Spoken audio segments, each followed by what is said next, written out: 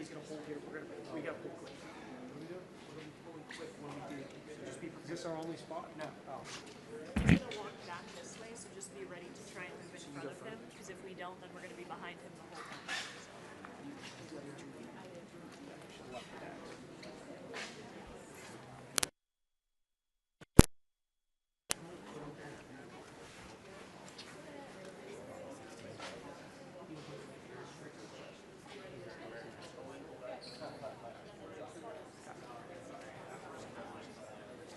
We're gonna be doing just.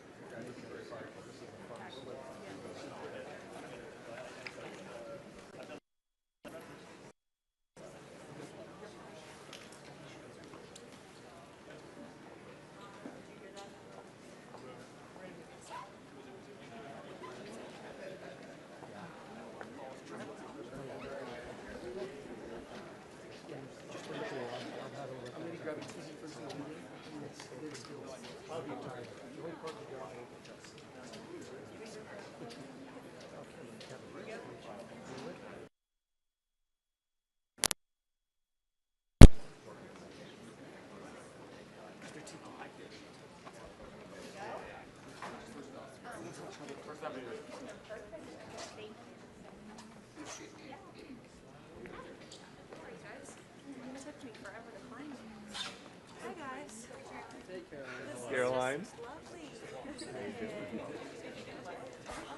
I did get in a Barely. One drop. I know. I can't complain. One drop. Did y'all get soda? Should have checked the weather. Not ideal. Okay. Yeah, you want to check this? Okay, on my side. Okay. What is? Did he break?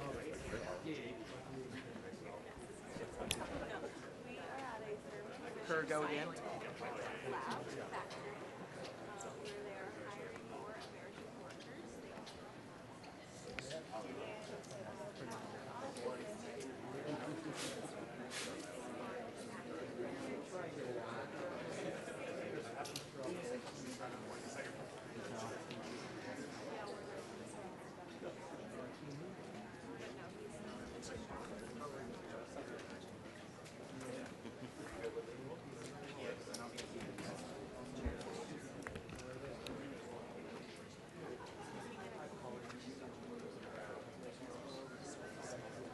Jordana from North Shore. Make sure this hallway is clear.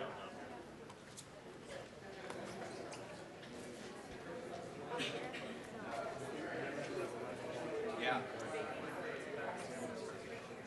Yeah.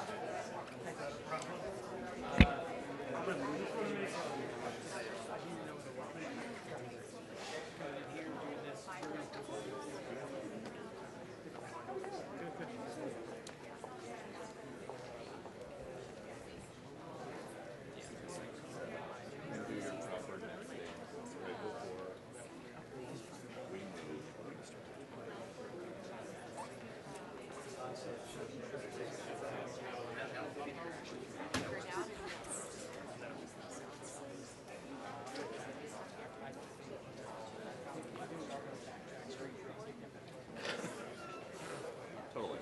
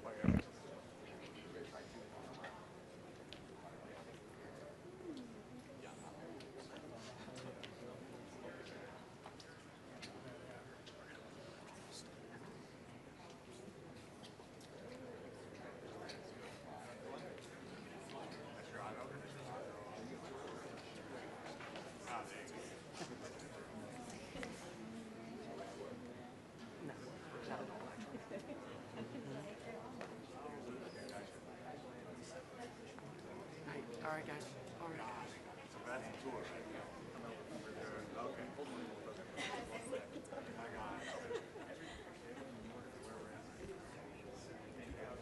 got it. Got it. So we just sent you all the way up. Just partially.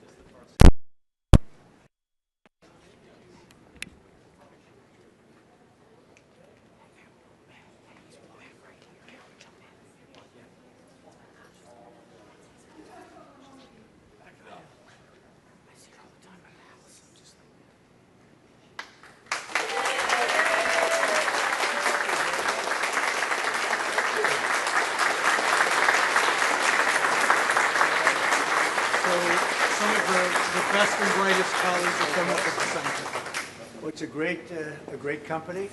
We're just talking about how the expansion's going, and a lot of expansion because of Trump, I have to say. But I think the 1 year depreciation is great. 1 year expensing, everyone loves it. And we did a little excursion. We had to take this little few weeks of excursion, but it's been incredible. Our military is unbelievable, the job they're doing. I would say, to put it mildly, way ahead of schedule. We've knocked out their Navy, their military in all forms. We've knocked out just about everything there is, including their leadership. Twice. We knocked out twice their leadership, and now they have a new group coming up. Let's see what happens to them. But 47 bad years we suffered with them, not only us, the rest of the world. And we're doing our job. So we had to take an excursion, but it's doing well. The market's holding up well. I figured we'd be hit a little bit, but we were hit probably less than I thought, and we'll be back on track in a pretty short while. Prices are coming down very substantially. Oil will be coming down. That's just a matter of war. That happens you can almost predict it. I would say it went up a little bit less than we thought. It's going to come down more than anybody understands. Do you have any questions, Peter? Yes. You just said it is a little excursion, and you said it is a war. So which one is it? Well, it's both. It's both. It's an excursion that will keep us out of a war, and the war is going to be. I mean, for them it's a war. For us, it's turned out to be easier than we thought. But think of it, they had thousands of missiles, 7,000, 8,000 missiles. We got many of them before they got to launch. They have drones all over the place. We got many. Now we're knocking out the drone plants, as you know, going fast. They started talking about mines, so we hit 28 mine ships as of this moment, 28. Like using the same weapon, the exact same weapon that we use against the drug dealers in the water. We have, as an example, we had tremendous drugs pouring in through the waters, through the sea, and now we have almost none. It's down 97% through water. Now we'll do it through land. The land is easier than water. But this is a great honor being here. It's a great company. I've known it for a long time, and you have done a fantastic job. And I'd like to congratulate you. Thank you. It's the colleagues' work. See the colleagues. Talks about it himself. It's a new form of visit. He said before, my associates, my colleagues, what about people that just work for you? No, right? They're colleagues. 25 years That's of why he's working doing together. That's why he's doing so well. Congratulations. Great company. Thank you very much. Thank you. Great honor. Thank you. Thank you, everybody. Gentlemen, we thought it would just be good to introduce some of our best Sure, let's go. People in our team and have you have a chance to say hello to Well, each of them. let me have a picture with them. How about Yeah, that? that's great. Come on, Peter, take a picture. Come on. Let's go. Let me get alongside some really good-looking people. All right, let's go. There you go. This guy here, Pulitzer Prize. Nobody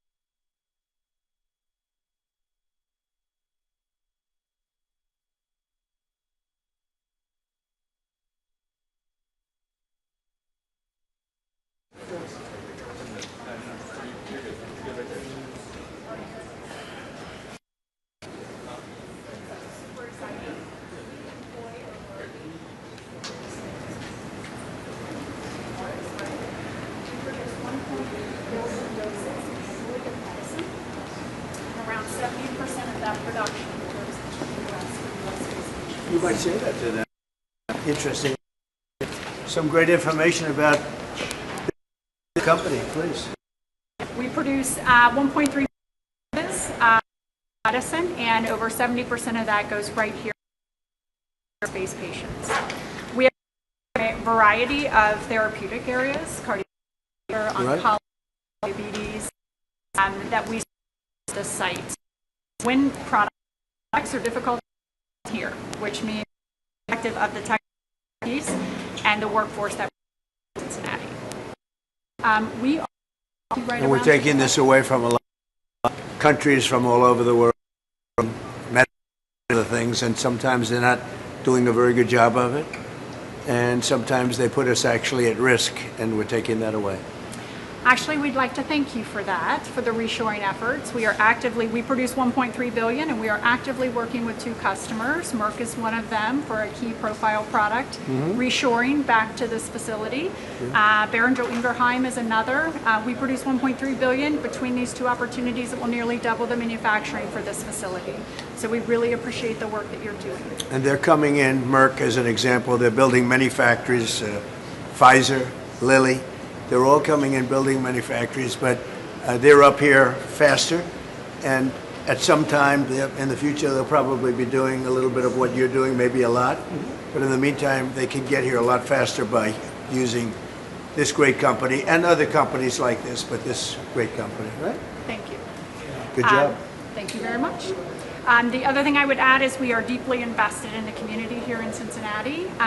We focus on all of our employees live here. We raise our families here.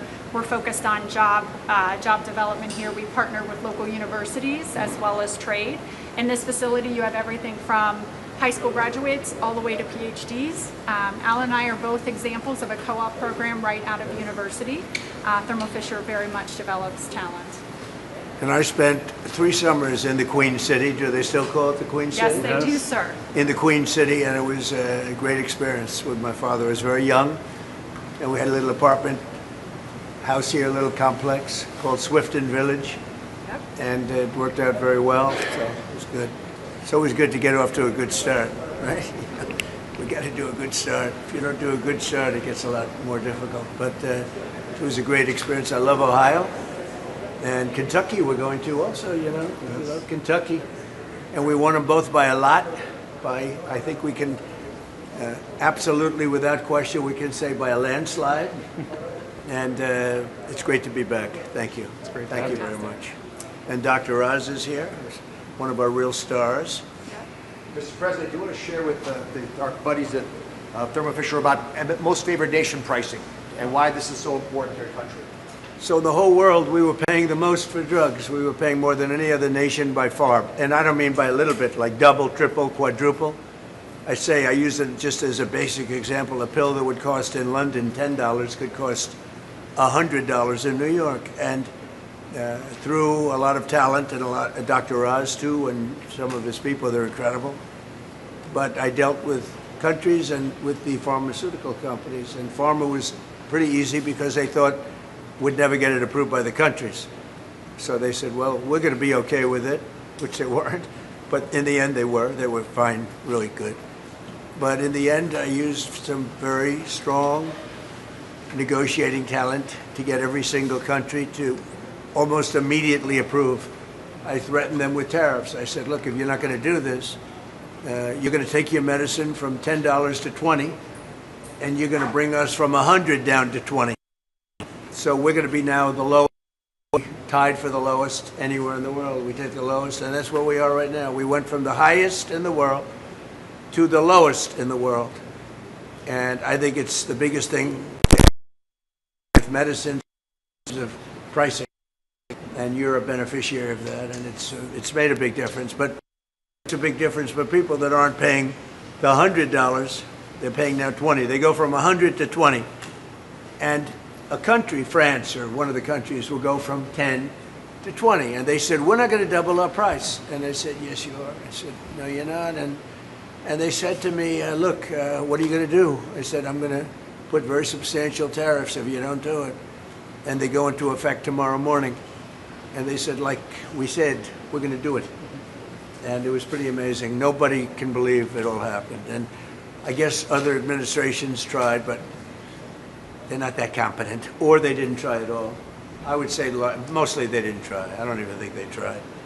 But we took it down by 60, 70, 80, 90%. And nobody's ever, there's never been a thing. In 28 years, medicine's only gone up. And we brought it down by, in many cases, 80% more. So it's an honor, and you're a big recipient because it's good for your business, right? Absolutely. Good. Thank you very We're much. proud to be a part of the American supply Yeah. chain and reshoring pharmaceutical operations, so thank you very much. That's what we're doing. We're bringing it back to our country, where it should be. Thank you.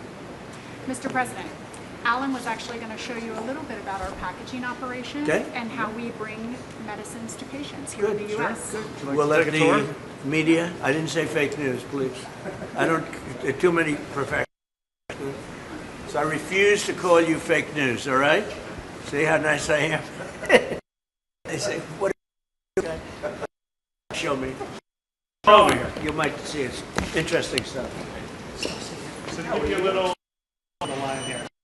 Okay, we have these zones for the visit. As you saw over there, the folks are gowned as far as part of the pharmaceutical manufacturing process.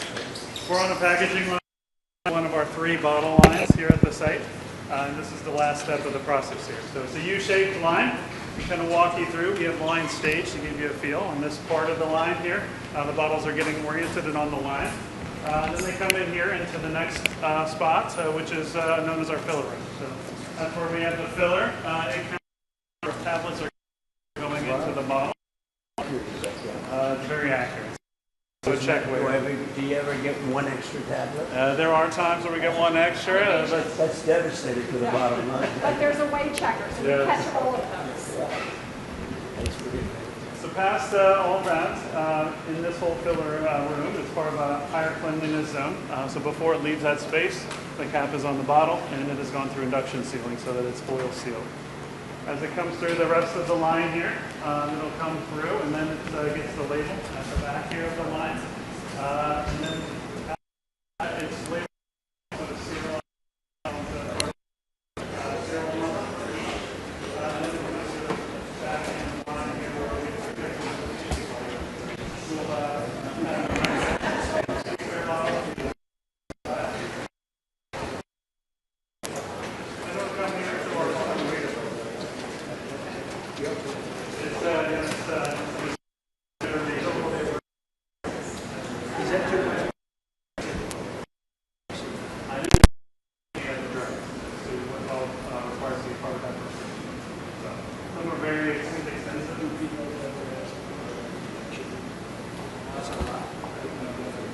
Reduction in PIs.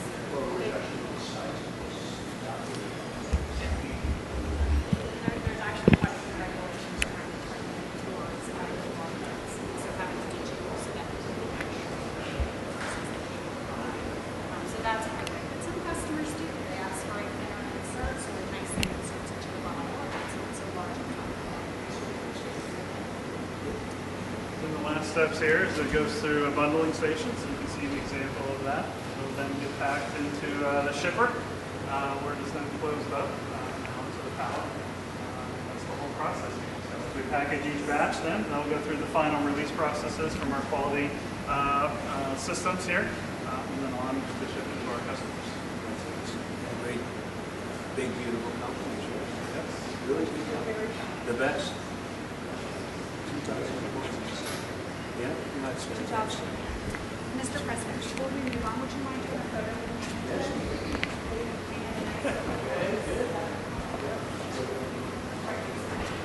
Mike?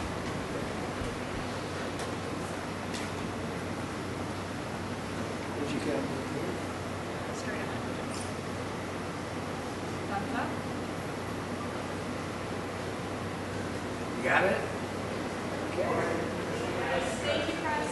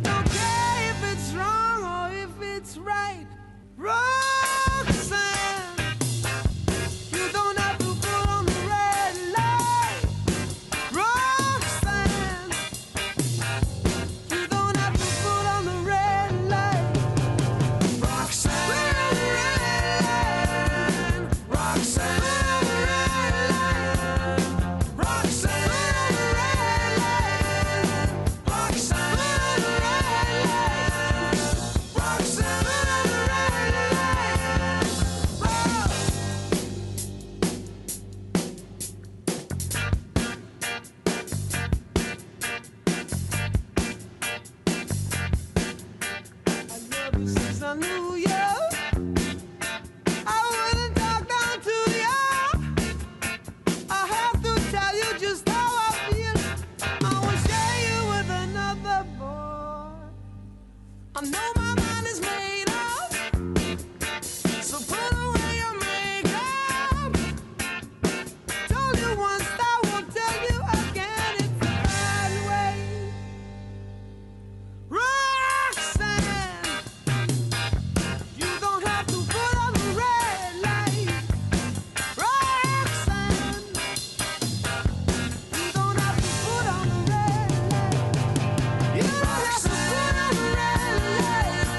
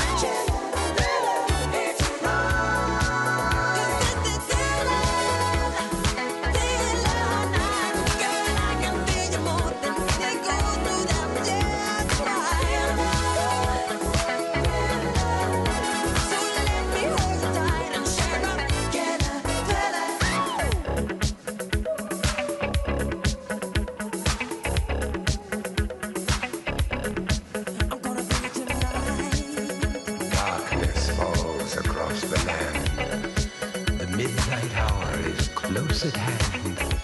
Creatures crawl in search of blood to terrorize your neighborhood. And whosoever shall be found without the soul for getting down must stand and face the hounds of hell and rot inside a corpse's shell.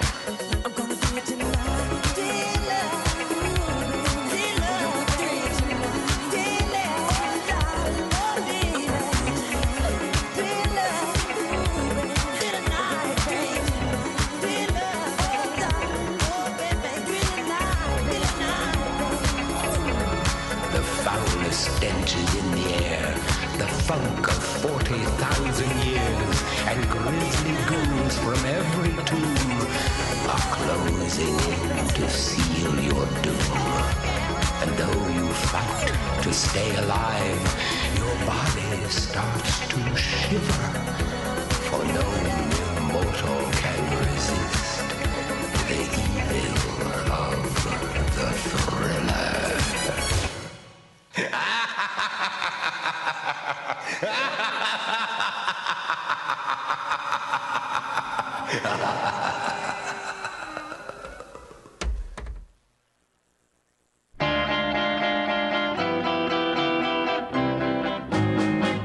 Hold me close, hold me tight, make me thrill with delight. Let me know where I stand from the start. I want you, I need you, I love you with all my heart. Every time that you're near, all my cares disappear. Darling, you're all that I'm living for. I want you, I need you, I love you more and more. I thought I could live without romance until you came to me. But now I know that I will go on loving you eternally. Won't you please be my own? Never leave me alone, 'cause I die every time we're apart. I want you, I need you, I love you with all my heart. Well, I thought I could live without romance until you came to me. But now I know that I will go on loving you eternally. Won't you please be my own? Never leave me alone, 'cause I die every time we're apart. I want you, I need you, I love you with all my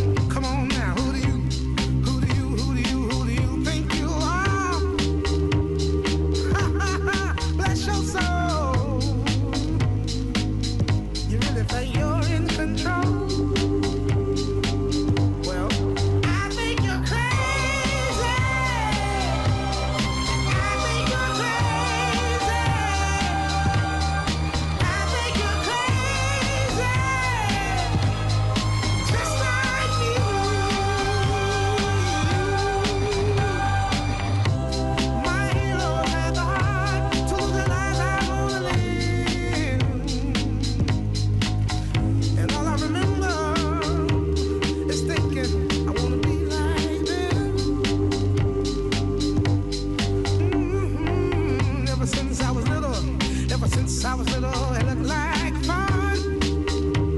If there's no coincidence, I've come, and I can die when I'm done. But maybe I'm crazy. Maybe you're crazy.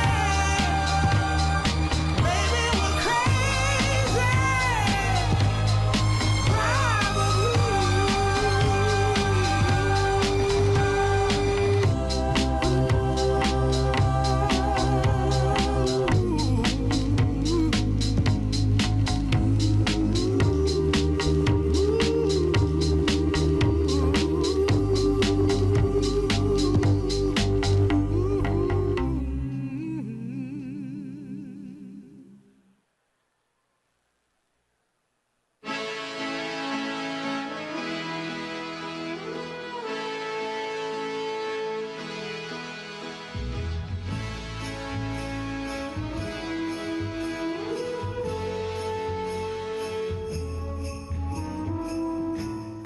I may not always love you, but long as there are stars above you, you never need to doubt it. I'll make you so sure about it. God only knows what I'd be without you. If you should ever leave me, the life would still go on, believe me. The world could show nothing to me, so what good would living do me? God only knows what I'd be without you.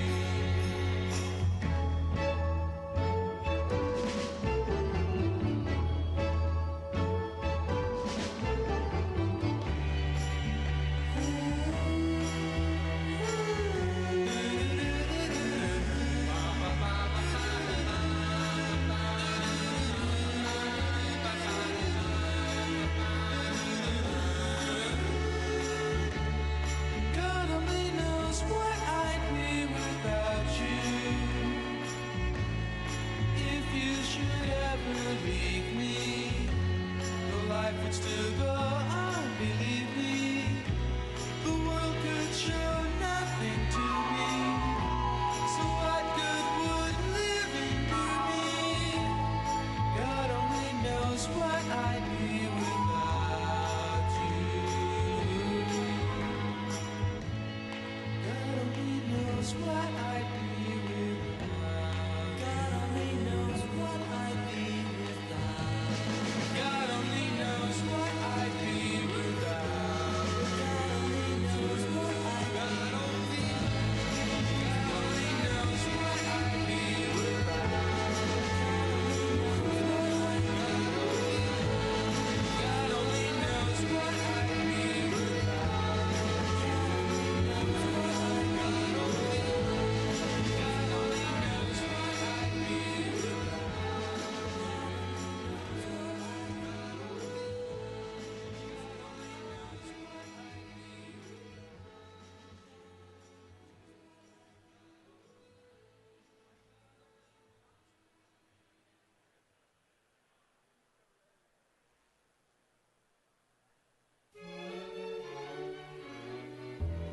Heavenly shades of night are falling.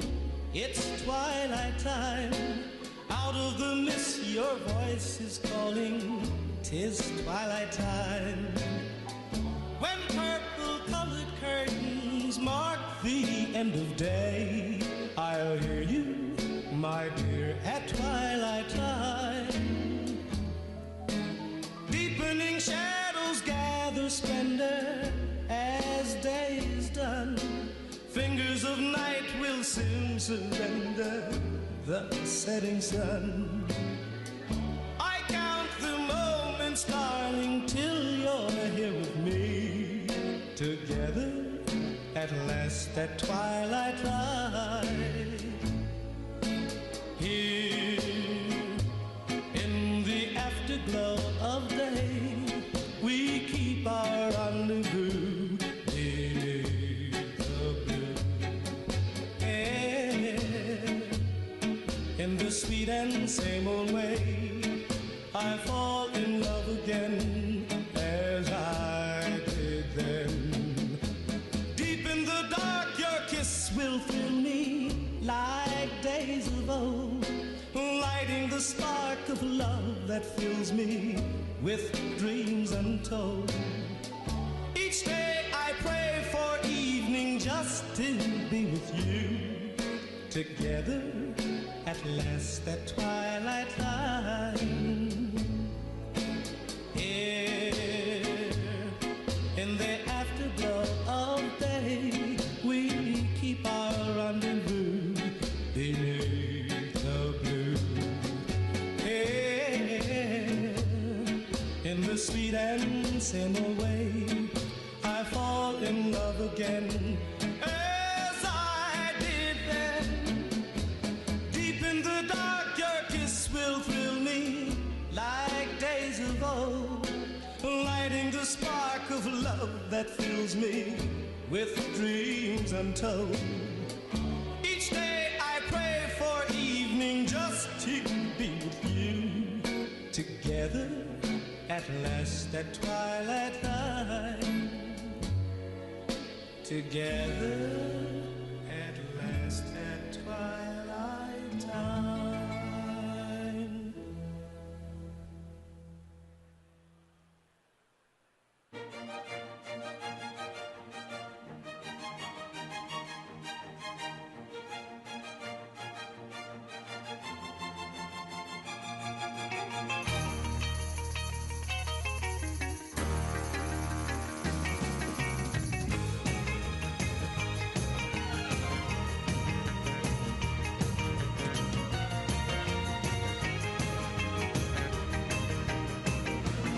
Well, she got her daddy's car and she cruised through the hamburger stand now.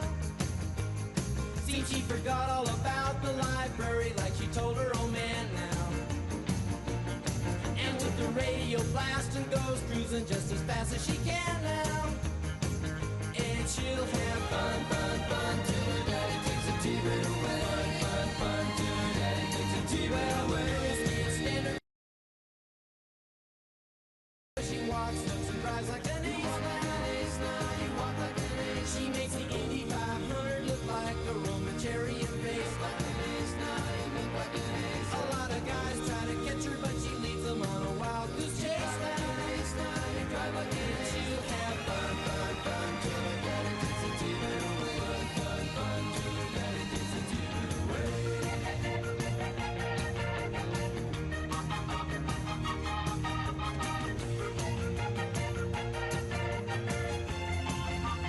Well, you knew all along that your dad was getting wise to you now. Now you shouldn't have lied. And since he took your set of keys, you've been thinking that your fun is all through. You shouldn't have lied. Now you shouldn't have lied. But you can come along with me, cause we got a lot of things to do now. Now you shouldn't. And we'll have fun, fun, fun. Now that daddy took the T-bird away. Fun, fun, fun. Now that daddy took the T-bird away. Fun, fun, fun. Now that daddy took the T-bird away. Fun, fun, fun. Now that daddy took the T-bird away.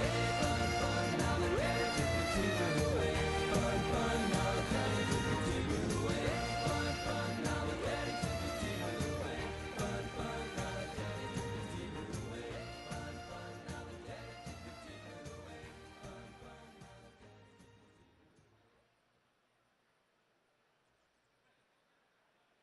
Round, round, get around, I get around, yeah, get around, round, round, I get around, I get around, round, round, I get around, get around, round, round, I get around, get around, round, round, I get around, get around, round, round, I get around. I'm getting bugged driving up and down the same old strip. I gotta find a new place where the kids are hip.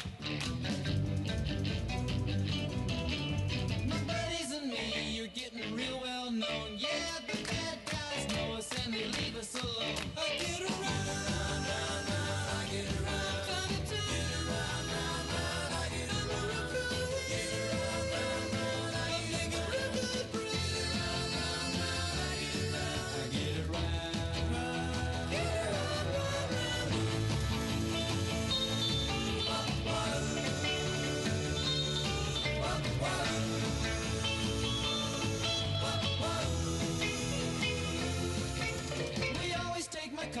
'cause it's never been beat. And we've never missed yet with the girls we meet.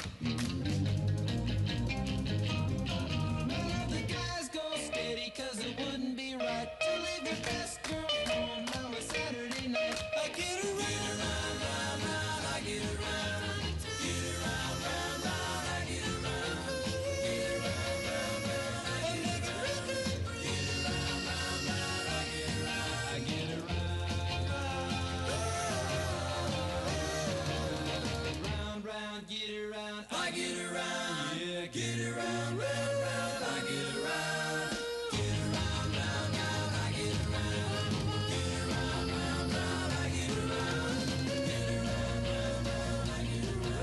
Get around, round, round, I get around. Get around, round, round, I get around. Get around, round, round, I get around. Get around, round, round, I get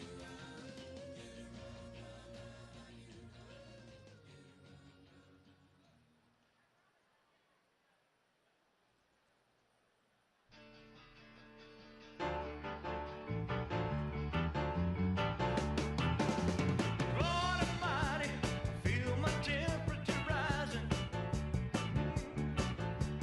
Higher, higher, it's burning through to my soul.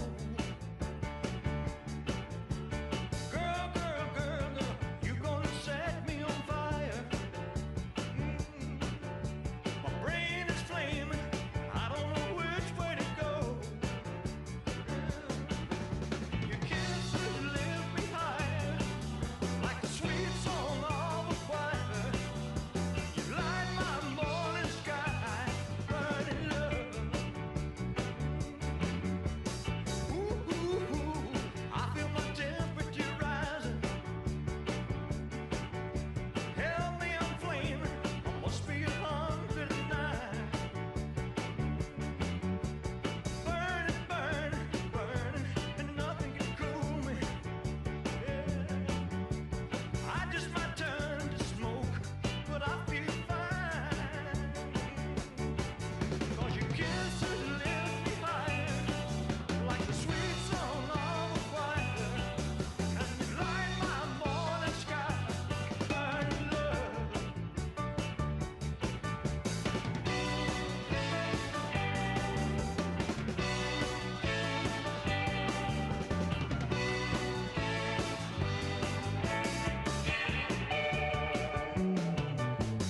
It's coming closer, the flames are now licking my body. Won't you help me? I feel like I'm slipping away. It's hard to breathe, my chest is heaving. Lord have mercy, I'm burning a hole where I lay. Yeah. Your kisses lift me higher, like a sweet song of a choir. Light my morning sky, burning love, burning love. I'm just a hunk of burning love, just a hunk of burning love, hunk of burning love, just a hunk of burning love, a hunk of burning love, just a hunk of burning love.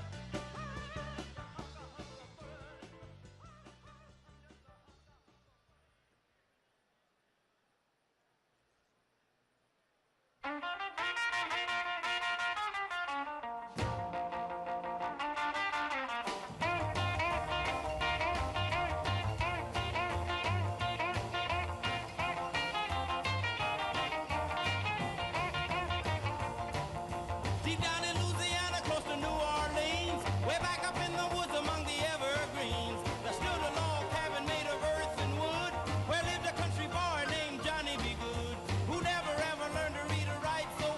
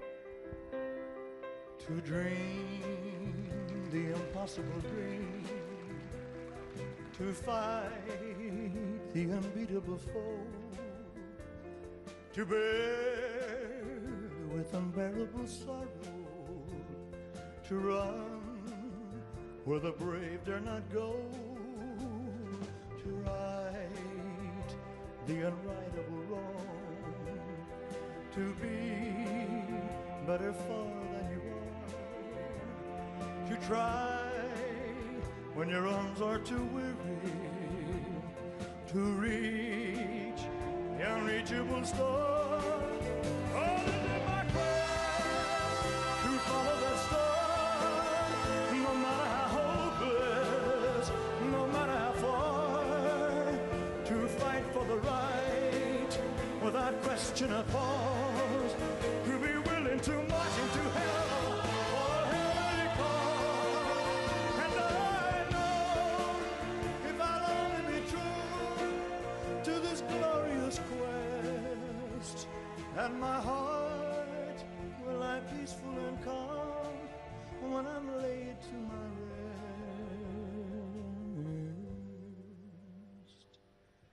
And the world will be better for this, that one man, scorned and covered with scars, still strove with his last ounce of courage to reach the unreachable star. And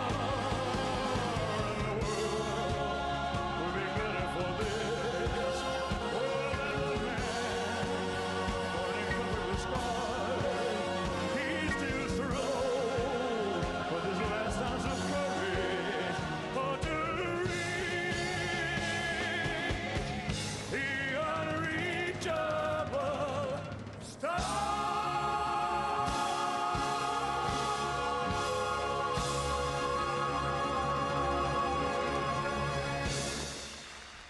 Thank you very much.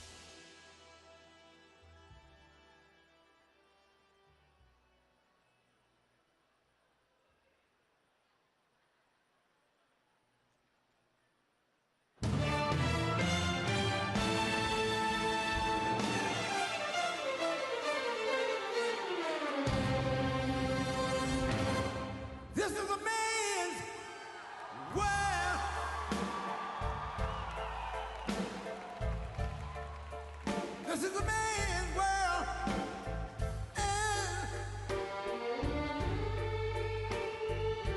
But it wouldn't be nothing without a woman or a girl.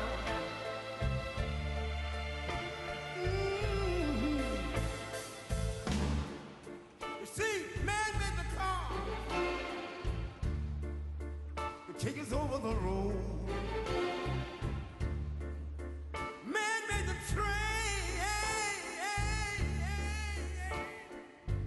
carry the heavy load. Man made the electric lights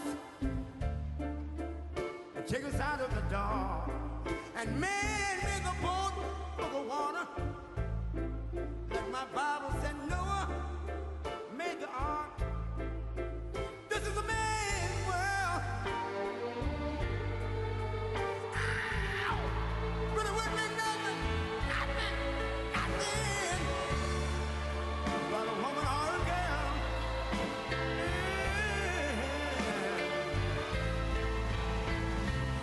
L'uomo rincorre il potere, ma lui non sa.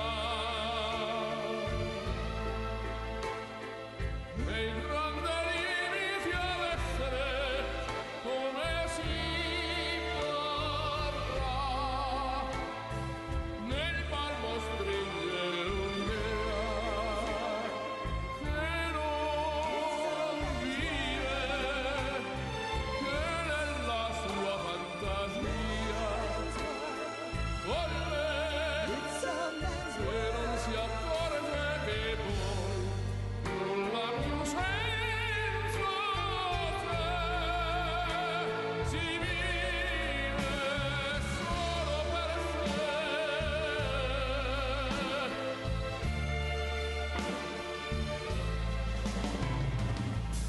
Man thinks about a little bit of baby girls and a baby boy. Man make them happy because man make them toys. But after man make everything he can, man make lira, pesos, dollars, rubles, and buy from every good woman and every man. Ow! This is a man's world. But it wouldn't be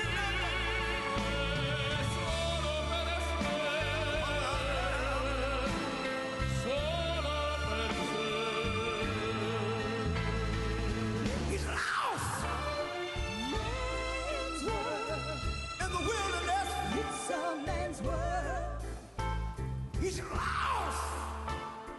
Se non si accorge che poi nulla più senza te, si vive solo per sé,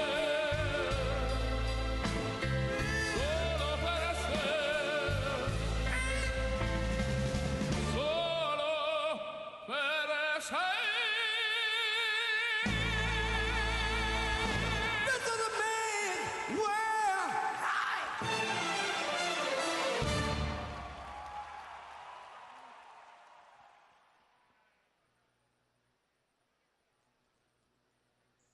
I've been selling my soul, working all day, overtime hours for bullshit pay, so I can sit out here and waste my life away, drag back home and drown my troubles away.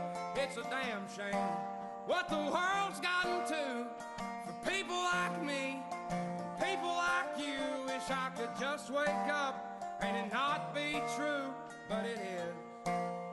Oh, it is living in the new world with an whole soul. These rich men north of Richmond, Lord knows they all just wanna have total control. Wanna know what you think, wanna know what you do, and they don't think you know, but I know that you do. 'Cause your dollar ain't shit, and it's taxed to no end, 'cause the rich men know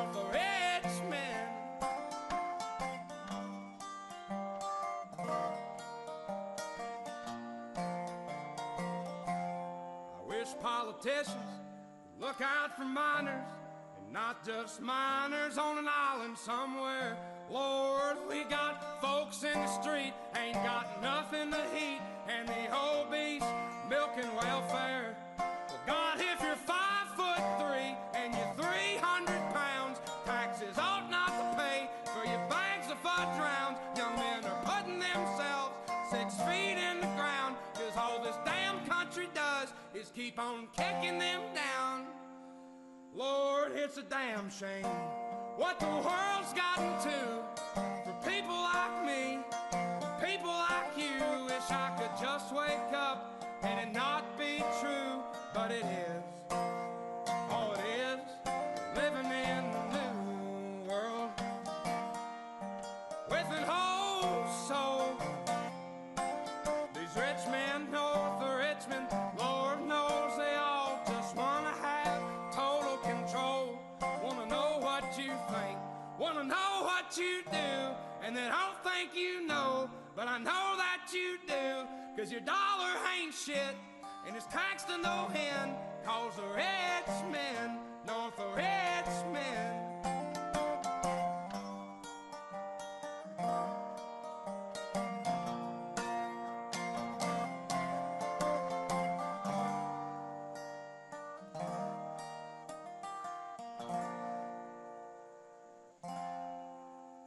I've been selling my soul, working all day, overtime hours for bullshit pay.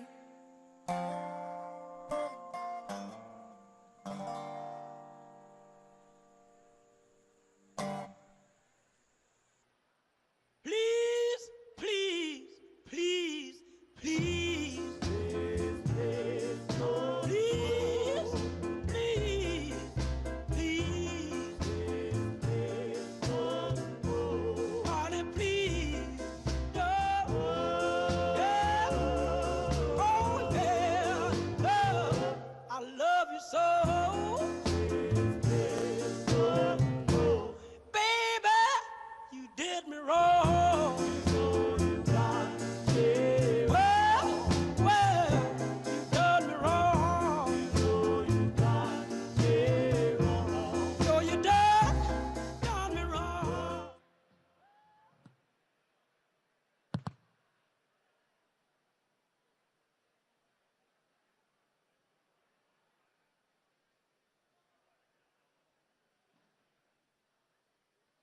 Ladies and gentlemen, please welcome the President of the United States, Donald J. Trump.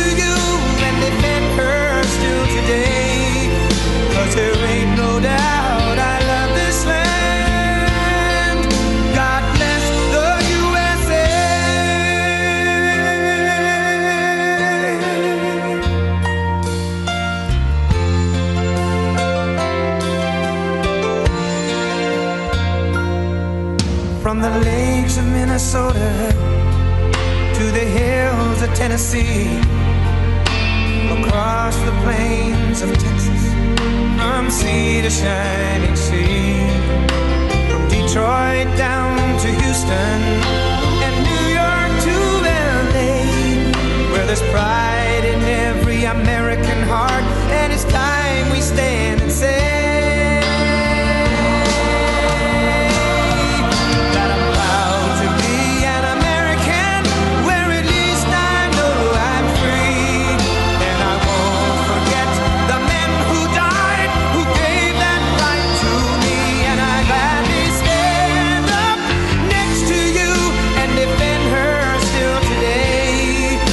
there ain't no doubt I love this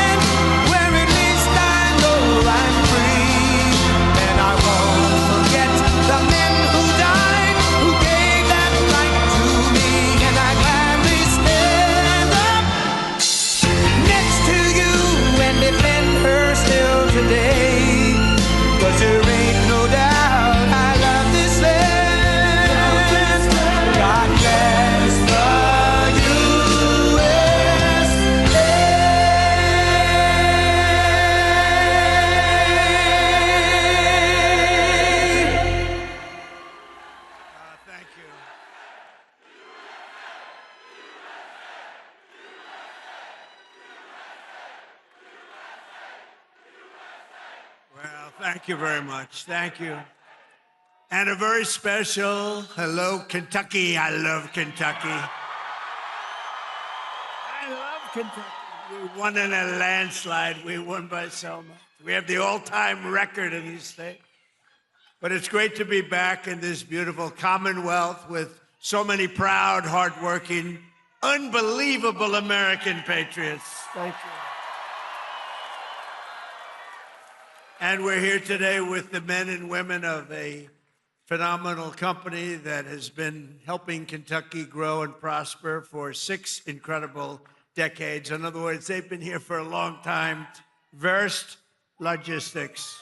Verst Logistics. Good company. Just met a lot of the people that run it. They're good people. They love you. They love you, actually. If they didn't, I wouldn't be here, probably. I don't think I'd be here.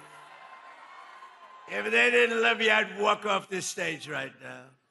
With your help, this family-owned business has risen from a small trucking operation into a juggernaut of warehousing, packaging, one of the biggest, transportation, all these big labels they put on. But I'll tell you, America's favorite brands right here, and this has been an unbelievable group of people that built this wonderful company, and I want to thank them very much. It's an honor to be here. And like the people of Kentucky, you do it with skill and precision and pride, using equipment stamped with those beautiful words, made in the USA. Do you remember? Made in the USA. We're putting it all over the place. And we're making more and more things in the USA, more than we ever had. More people are working today in the USA than at any time in the history of our country. And by the way, do we have a great military?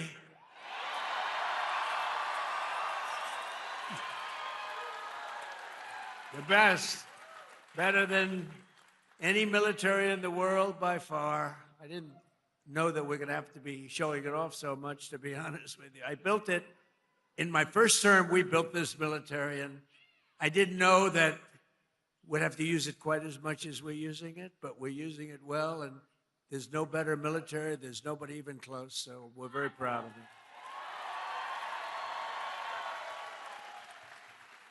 So we have in this company 2,600 employees, and they pour out their sweat and their soul into shipping the products America knows and loves, and they're doing more business than they've ever done before. And thanks to the record-setting tax cuts that we passed in the great, big, beautiful bill, biggest tax cuts in the history of our country, tax cuts. You know, as I grew up, I'd watch politicians, and I'd always hear that, we're going to cut your taxes, cut your taxes. This is the first group of opponents. It's the first group, the Democrats. They're always saying, we're going to raise your taxes. Historically, a politician has to. Ideally, you're going to follow through. But you have to say, we're cutting taxes. They say, we're going to raise that. They were going to give you, if they won, Kamala and Joe, Sleepy Joe. But they were going to raise your taxes more than any. It was the biggest tax increase in the history of our country. And I kept saying, are they really saying this? I don't know. What do I know about politics? I haven't been doing it that long. But they were going to give you the biggest tax cut. And now again, the midterms are coming. They want to raise your taxes higher than you've ever had before. We have to win. The midterms are going to be very, very important to keep it going. But thanks to the tax cuts, which are record-setting, we passed the great, big, beautiful bill, and I'm pleased to report that Verst Logistics is investing more than $10 million into expanding its operations this year, right here, $10 million. And you're buying brand new tractor trailers and opening up warehouses in 2 additional states, Texas and North Carolina. And that's what it's all about. And that's why we did it. And with the help of our tax cuts, all of those trucks and warehouses and equipment purchases, everything that we're doing, and everything that you see in this country that's being built, you get what's called expensing, meaning a deduction in the first year. 1 year, it's the bit. Now, to a lot of people, that doesn't mean. To me, it means something else. It means jobs. That's why we have so many jobs, the best jobs ever. Perhaps most importantly to the workers here today, I'm pleased to report that the great big beautiful bill also delivers no tax on overtime. Whoever thought that was going to happen? That means every extra hour you work, your overtime pay is now 100% tax-free. You have no tax. Remember that when you go and vote, because the Democrats want to end it. So you take home 20 or 30% more to those beautiful children or whoever the hell you're bringing it home to, okay? I don't know who you're bringing it home to. I don't want to know. That's not my business, although it could be interesting. After so many years of politicians who sold out the working men and women of our country, we finally have a president who puts American workers first.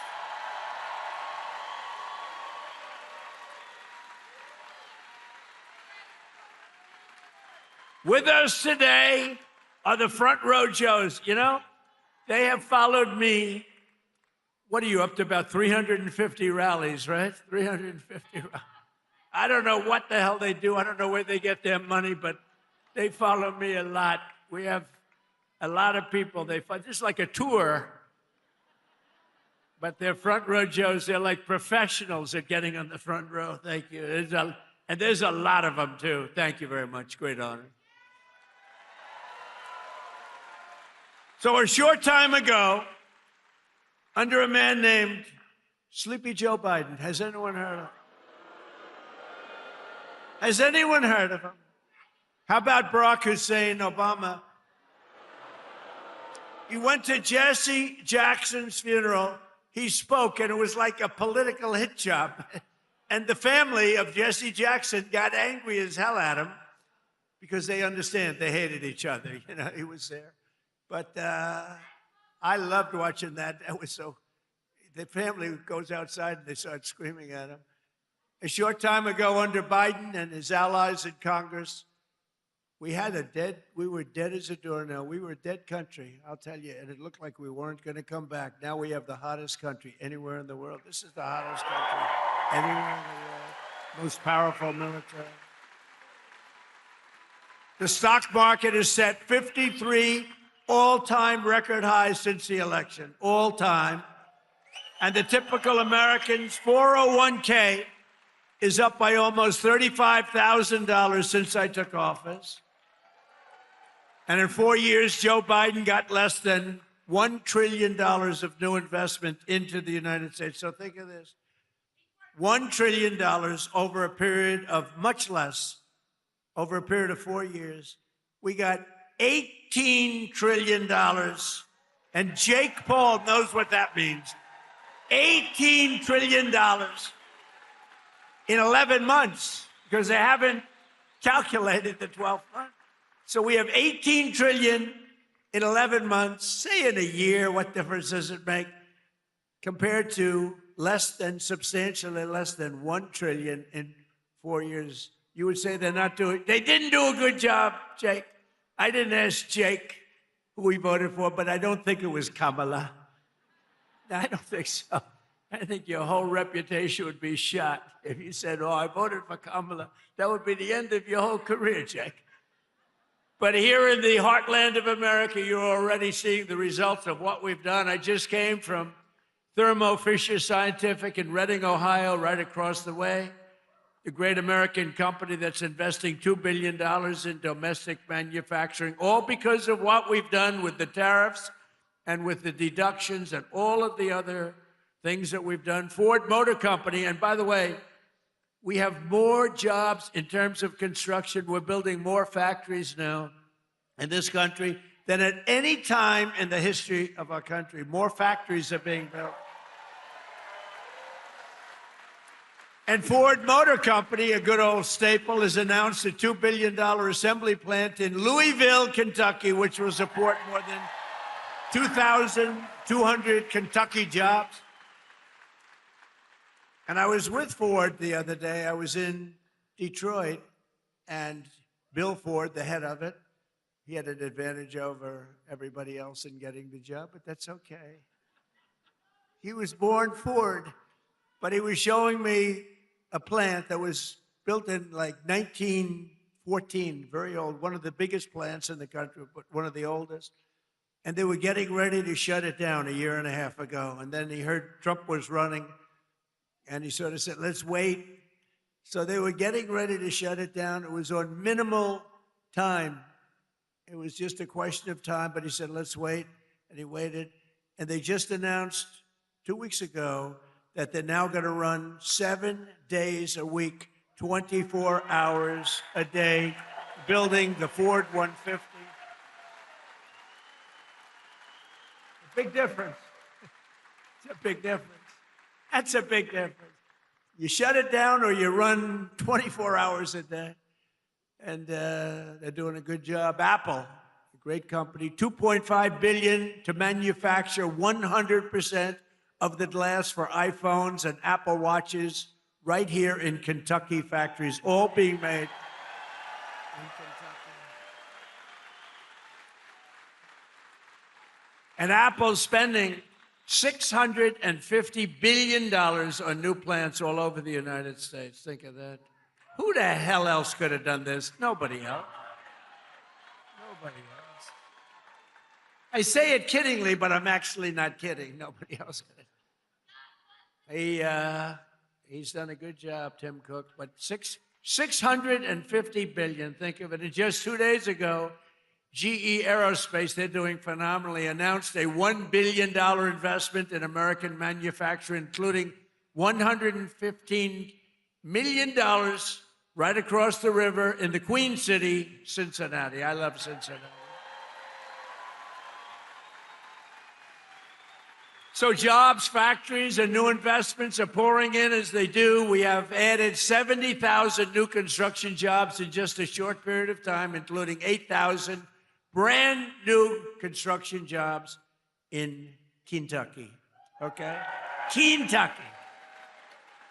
I love the way a real Kentuckian pronounces it, but if I do it, but I love Kentucky. More Americans are working today than any time in history, and that number is going to be, wait till you see the numbers by the end of the year. We did an excursion. You know what an excursion is? We had to take a little trip to get rid of some evil, very evil people. It should have been done for 47 years. They've been killing our people. 47 years. 47 years.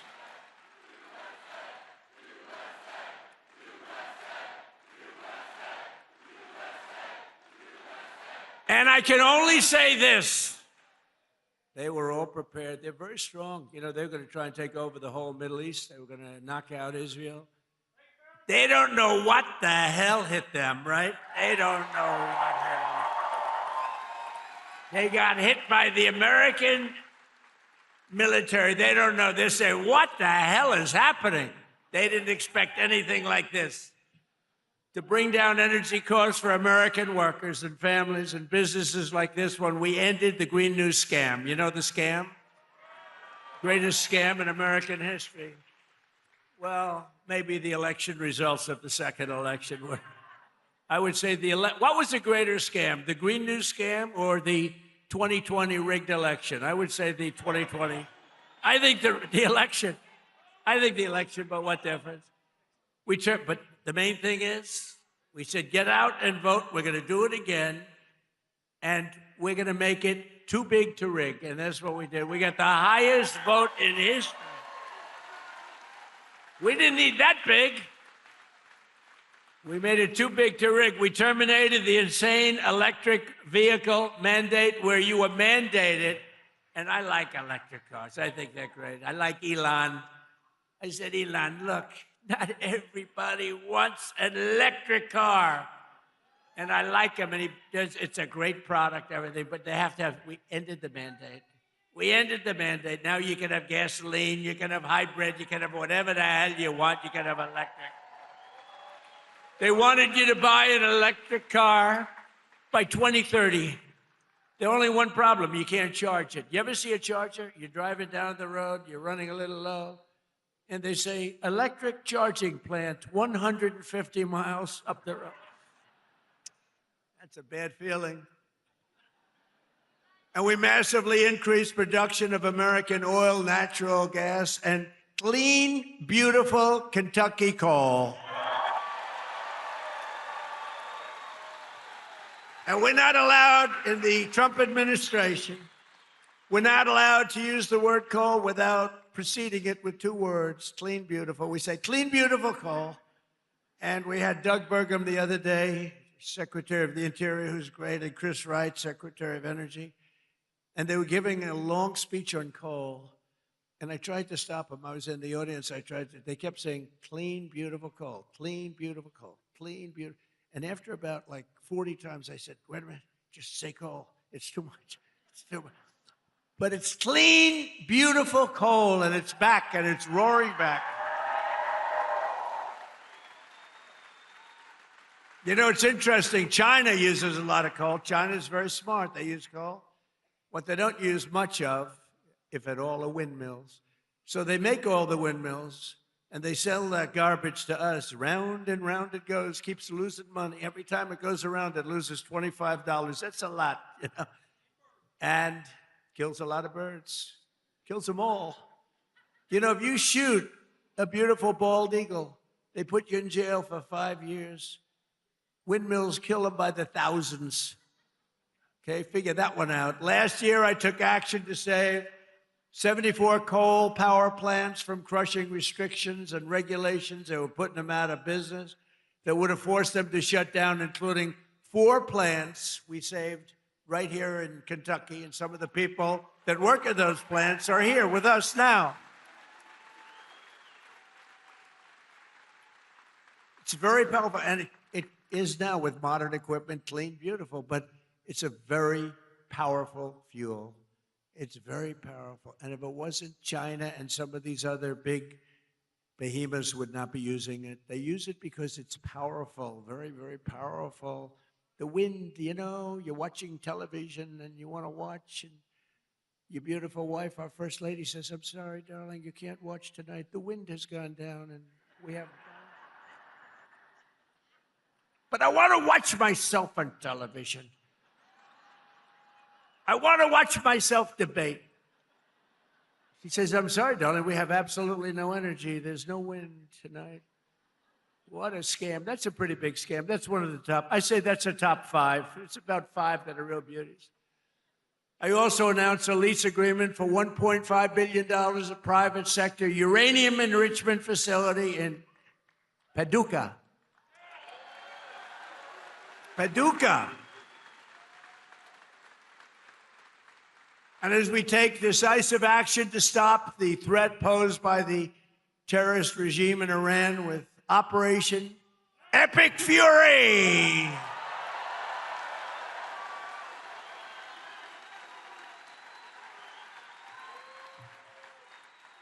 Is that a great name? Well, it's only good if you win. You know, you can only do. And we've won. Let me tell you, we've won. You know, you never like to say too early you won. We won. We won the bet. In the first hour, it was over.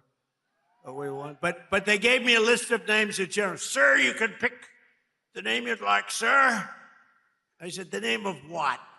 The name of the attack on Iran, sir. And they gave me like 20 names. And I'm like falling asleep. I didn't like any of them. Then I see Epic Fury. I said, I like that name. I like that name. And my administration, as you know better than anybody, is also working to keep the oil flowing. It's flowing all over. We knocked out, you know, they want to drop some mines. Very friendly people, mines, so boats blow up. And we knocked out as of, you know, every hour I have to change because they knock them out so fast. I've never seen anything. Think of it. They knocked out 54 ships in 2 days, and they're real ships. In fact, I got angry at my people. I said, are they any good? Yeah, they're warships. I said, why the hell did we kill them? Why didn't we just capture them and use them in our Navy? They said they wouldn't have qualified for that. But I got a little upset with my people. I said, why do we have to knock them? And actually, one of my generals said, "Sir, it's a lot more fun doing it this way." But we knocked out 58 naval ships. We knocked out their Navy, okay? Let's put it that way. But they also knocked out the mine layers. They call them mine layers. They put mines in the water. Lovely job. Isn't that nice? Blow up ships. And we knocked out 31 of them. And you know, I was very proud of myself. I said, why did you use the weapon that we use on the drugs that come in by sea? Do you know that drugs by sea are down 98%?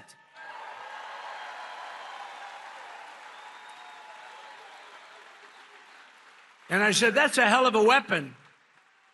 And they said, well, give it a shot. It worked very well. We've knocked out, I think, 28 or 29, all of them, almost all of them. They'll all be gone. By the time I'm finished speaking, they'll be gone. These people work very fast. But I'm pleased to report that earlier today, the International Energy Agency agreed to coordinate the release of a record 400 million barrels of oil from various national petroleum reserves around the world, which will substantially reduce the oil prices as we end this threat to America and this threat to the world. We don't want to leave early, do we? We got to finish the job, right?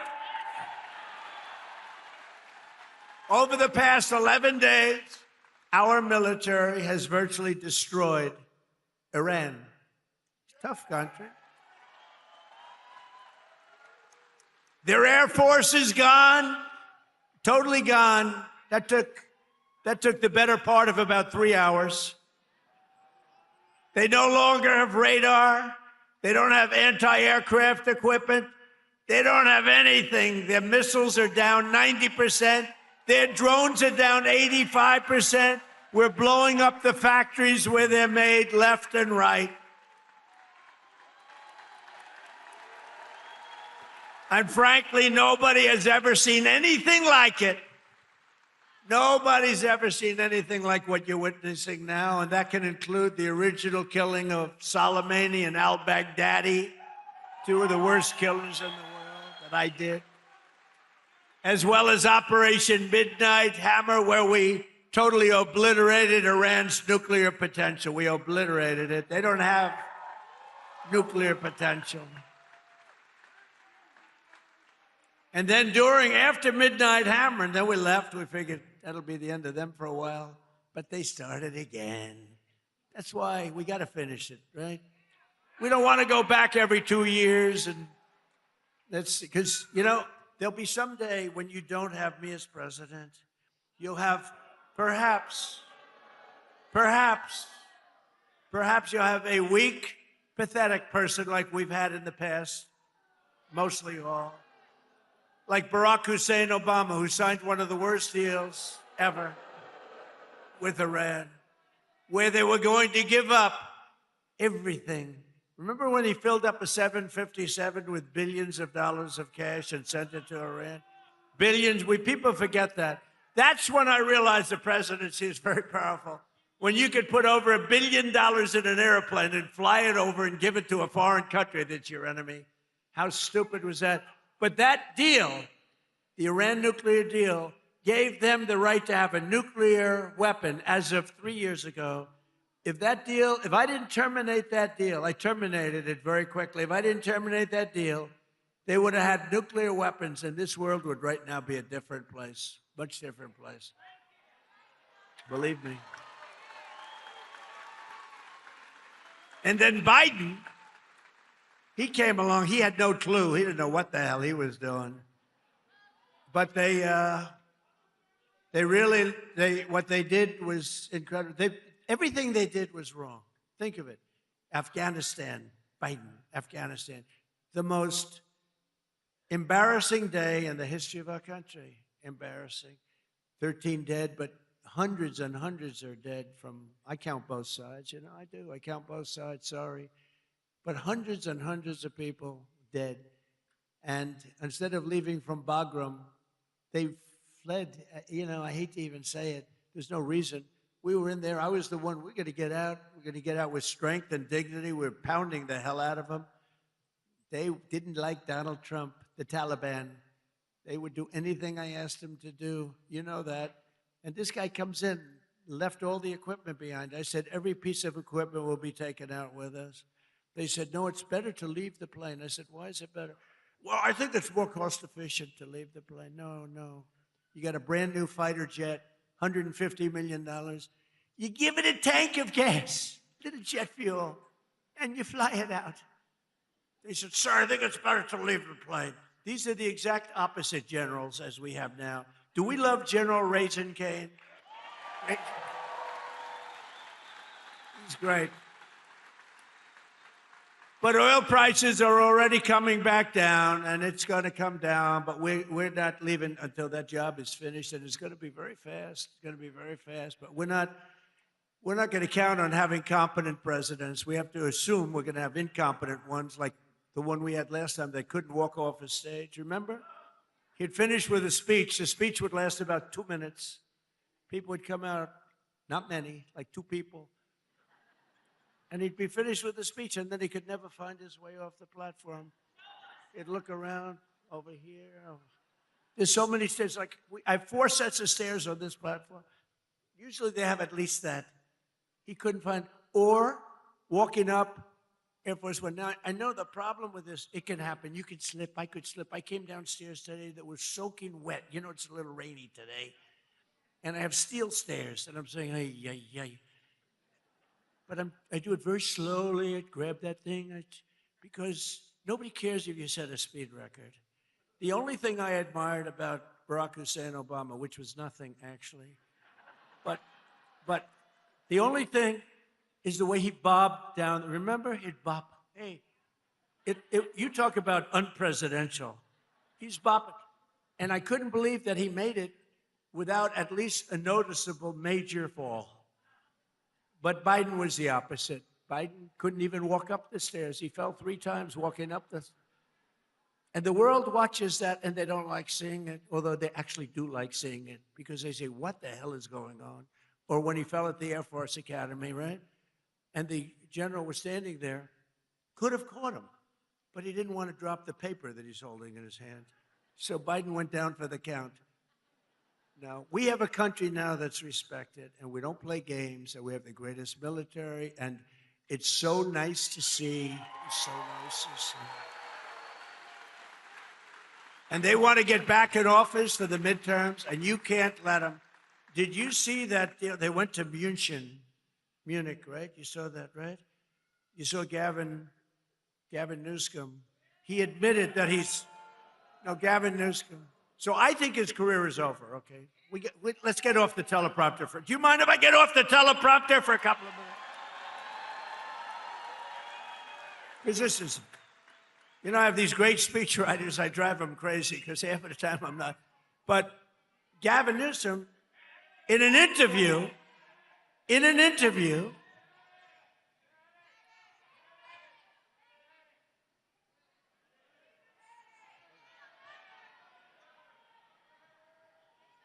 you have a doctor in the house, please? Doctor?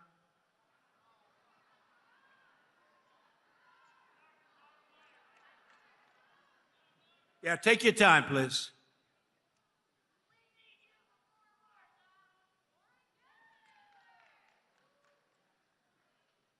Take your time.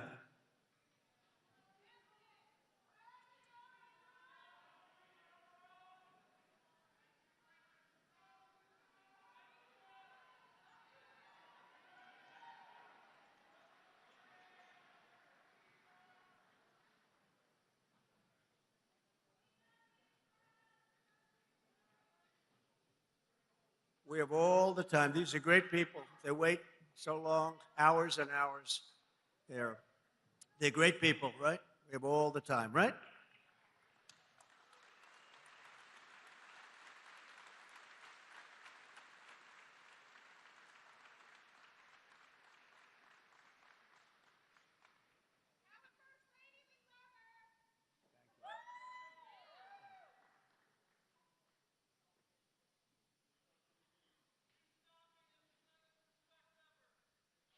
Thank you.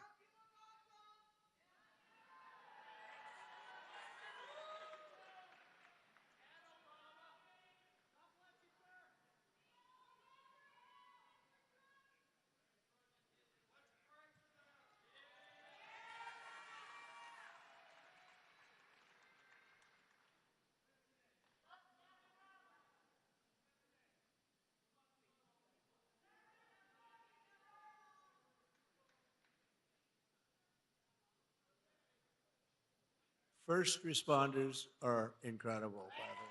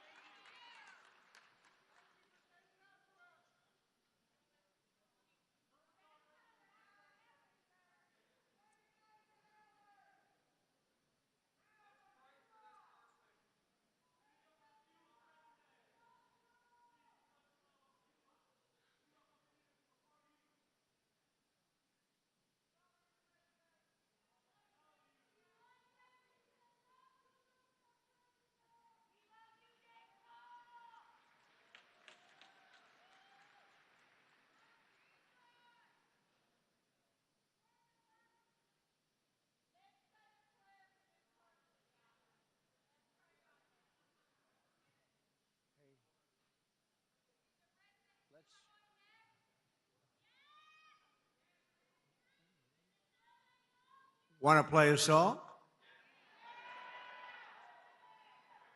Do you think the people backstage are listening to me?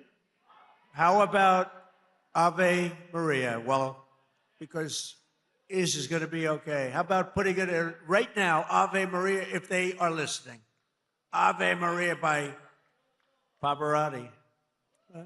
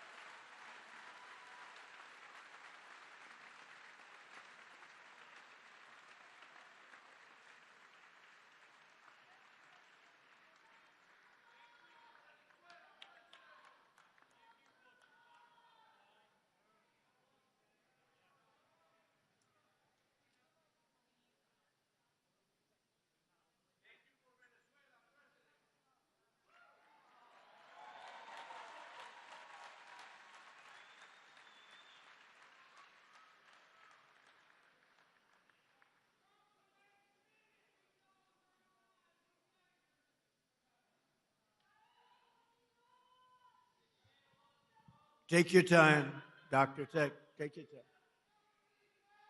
She looks great. She looks great.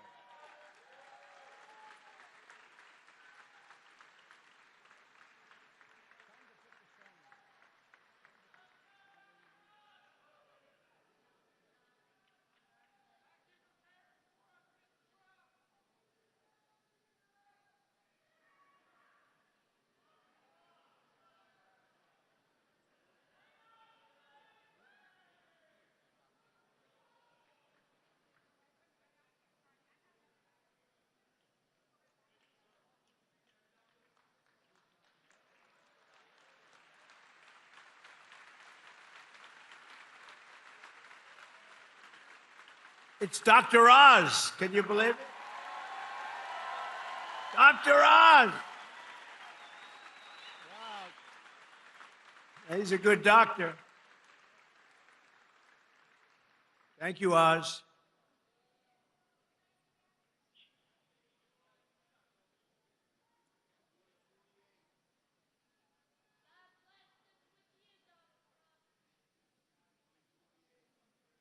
Thank you, everybody. Great job. Thank you.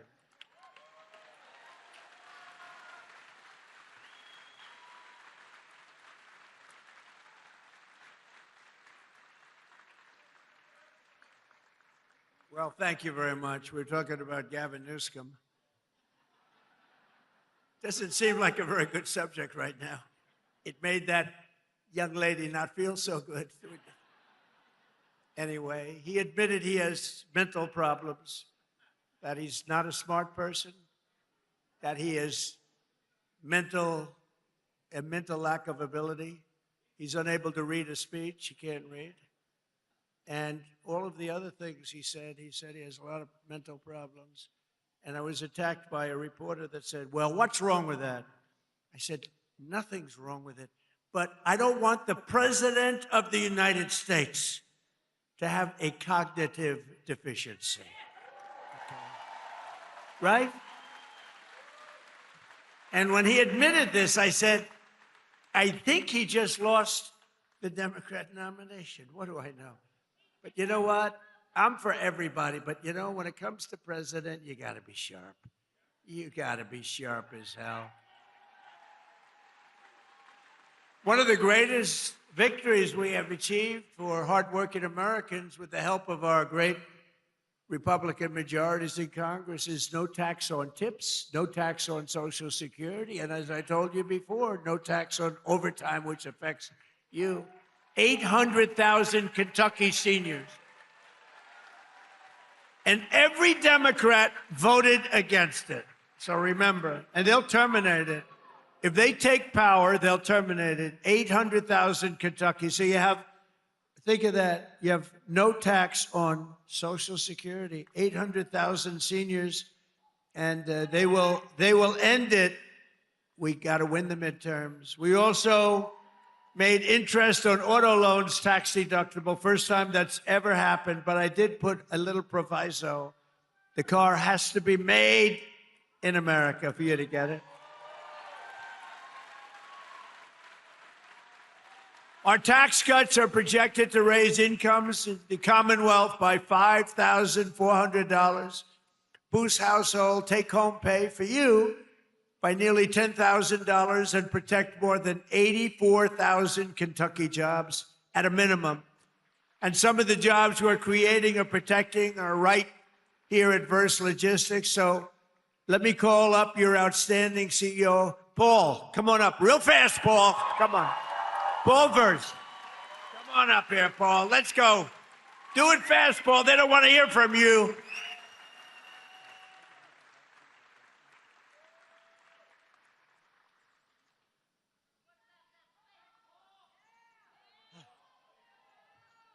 I wish I could have gone before him, Mr. President.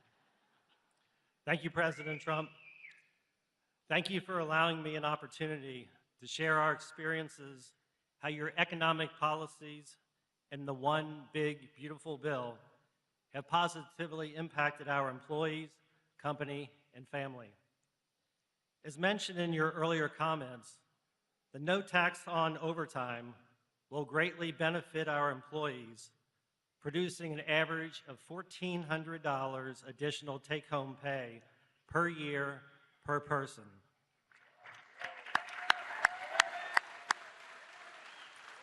With this amazing benefit, the savings they will realize can be used to take a family vacation, provide further education for their children, pay bills, or make a down payment on a house or car. Our family and companies have a mission of giving back to our communities. The savings from the lower tax rates and permanently full expensing of equipment will allow us to invest back in our local communities of supporting nonprofit organizations and providing educational scholarship money for students attending local high schools and colleges. Many of our Verse family owners and members who are with us today understands how vital the extension of the estate tax credit exemption is for the continuity and succession planning of our great family business. Our sweat and equity are tied to this building, many others, and our business. Without this extension, it is possible our thriving business would one day need to be sold to pay family estate taxes. President Trump, this is all possible because of your vision to make America great again.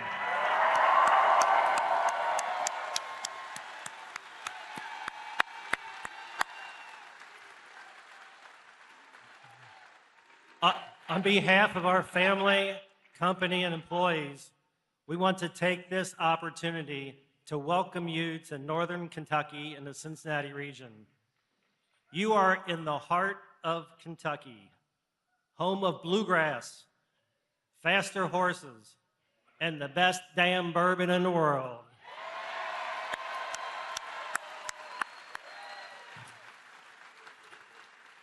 You are in Trump country right now.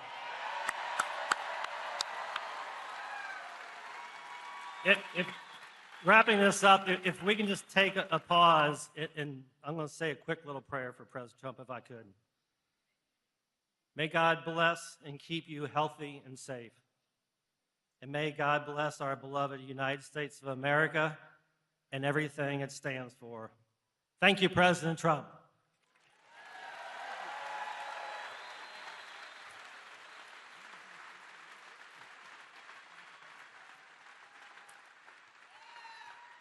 Thank you, Paul. Wow, he did a good job. You think that's easy to do? That's not easy. Oftentimes I'll say to the head of a company, please come up and say, no, I don't want to do it. Very good. Thank you very much. Thank you for the prayer. Also with us today is Sammy Biddle, who works at the restaurant and bar in nearby Newport, Kentucky. Sammy makes over half of her income through tips. And now, thanks to the no tax on tips, her tax liability has been slashed by more than 50%. The average filer's tax refund this year has soared to nearly $4,000. You're saving $4,000, and Sammy's receiving even more, over $5,000. So Sammy's going to make over $5,000 more than anticipated, all because of the great, big, beautiful bill that the Republicans got passed. But with not one Democrat vote. They want to raise your taxes. They're going to raise your taxes. So, Sammy, come on up for a second and say hello, Sammy.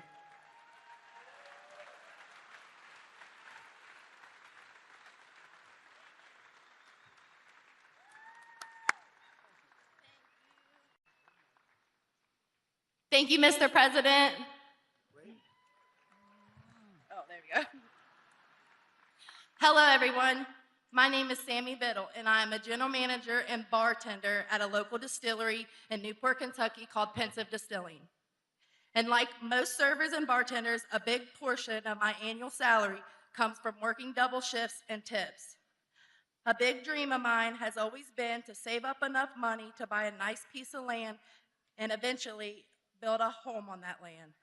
And this year, due to our president's no taxes on tips and overtime policy, I got more year-end taxes back than I ever have, which has helped me get that much closer to my American dream. Thank you, Mr. President.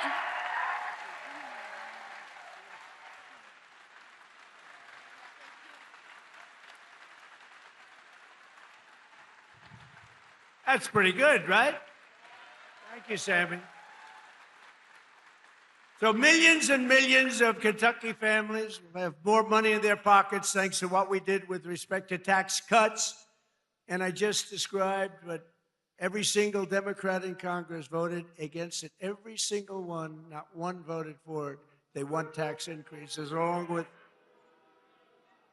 with just one Republican voted against. You know what the name is? He is the worst person. His name is, what the hell? How did he ever end up in Kentucky? His name is Thomas Massie. How did he ever end up here, Paul? Anyway, no, Massie voted against tax cuts for seniors. He voted against tax cuts for overtime workers. And he voted against tax cuts for earners, tip earners. No, he wanted to increase the taxes. He voted with the Democrats. He voted against our historic funding for border security. He voted against border security, where we took the worst border in the history of our country, made it the best border in the history of our country in 2.5 months. He voted against it.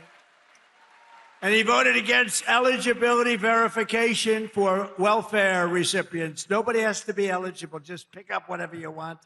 The people in this room don't like that.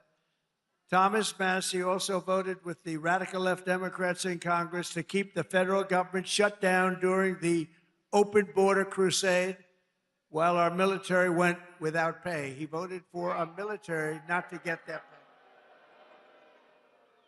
And now Massey, he's the worst. And I don't say that, I never hit a guy like this. The guy's the most.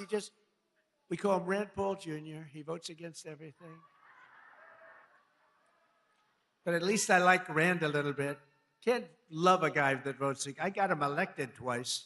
If I didn't endorse him, he was not going to get elected. Do you remember that? I came and I did a little rally, and Rand votes against us all the time too, but at least he's okay. I wouldn't say the greatest. And now Thomas Massey is attacking a great Navy SEAL hero. This is a real hero, Ed Galrine, who's running against him in the primary. You know why? Because he's not doing right for our president. He didn't want to run for office. He's a hero. He's a farmer hero. He's a tremendous war hero, but he's a farmer right here. He's like central casting. I said, this is the guy I'm looking. I want to just give me somebody with a warm body to beat Massey. And I got somebody with a warm body, but a big, beautiful brain and a great patriot. He's unbelievable. And he did it because he said he's disrespecting our country. He votes against everything.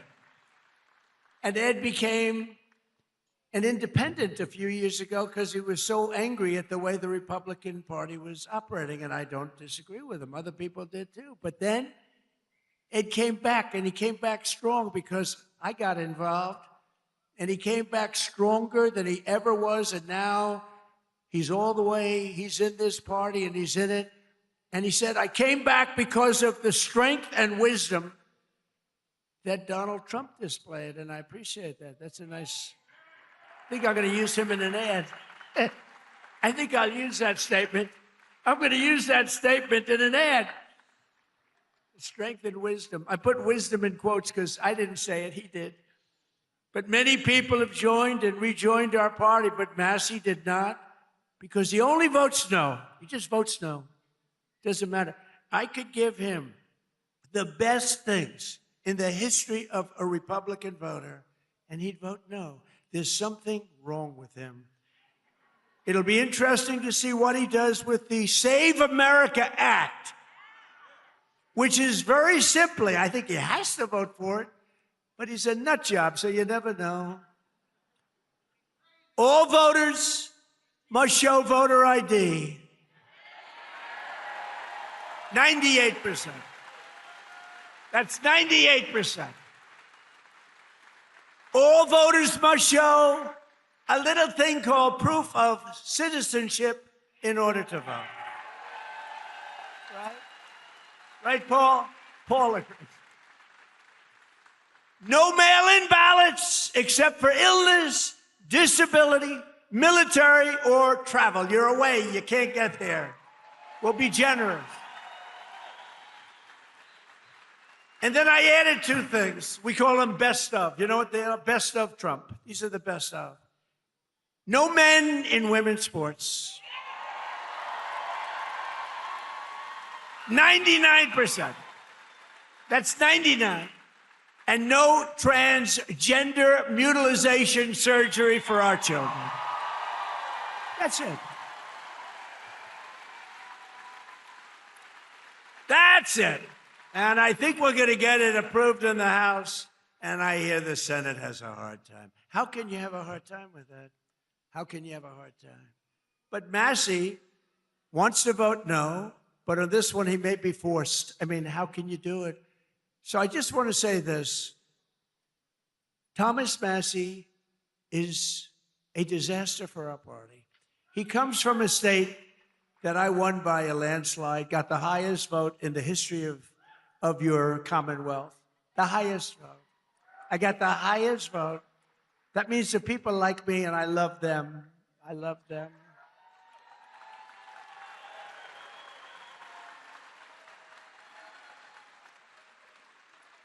I love them more than they love me, but I still got the highest. Remember with your mother, I love you more than you love me. We revert back to childhood. But Massey's a complete and total disaster as a congressman and, frankly, as a human being. You know, he's got one thing going. He went to a good college. But I know a lot of stupid people that went to a good college. And my uncle was the longest-serving professor in the history of that particular college, university, MIT. 41 years. My uncle was there 41 years, so that means I have much better blood if you go by that. But I went to the hardest college of all to get into, the Wharton School of Finance. That means I'm real smart. We got to get rid of this loser. This guy is bad. He's disloyal to the Republican Party. He's disloyal to the people of Kentucky. And most importantly, he is disloyal to the United States of America. And he's got to be voted out of office as soon as possible. On the other hand, Ed Galron has my complete and total endorsement. He's a true American hero, and he's a great patriot, and he's doing it because he saw what this guy was doing to our country, and he said, I'm going to run. He's now a farmer, successful farmer, and I can tell you, he's strong as hell. He shook my hand. My hand is still recovering. Sir, I'd like to shake your hand. Absolutely. Holy mackerel. I didn't tell him that, you know. I'm telling him now officially. Ed, would you come up for a minute, please?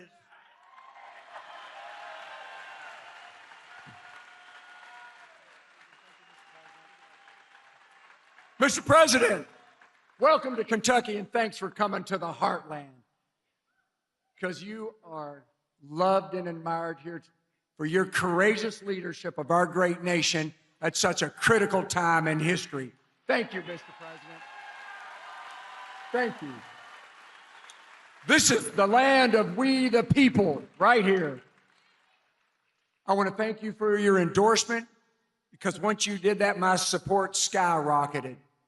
So I look forward to serving to the people as their representative of Kentucky District 4. Because as you folks know, you deserve an authentic, true Republican conservative that stands shoulder to shoulder with our president and the Republican Party and against the Democrats who are trying to destroy our nation.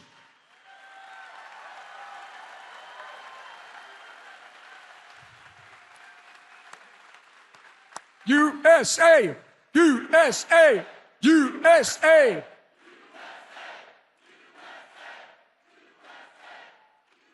So, Mr. President, I will stand with you and the party to put America first and Kentucky always.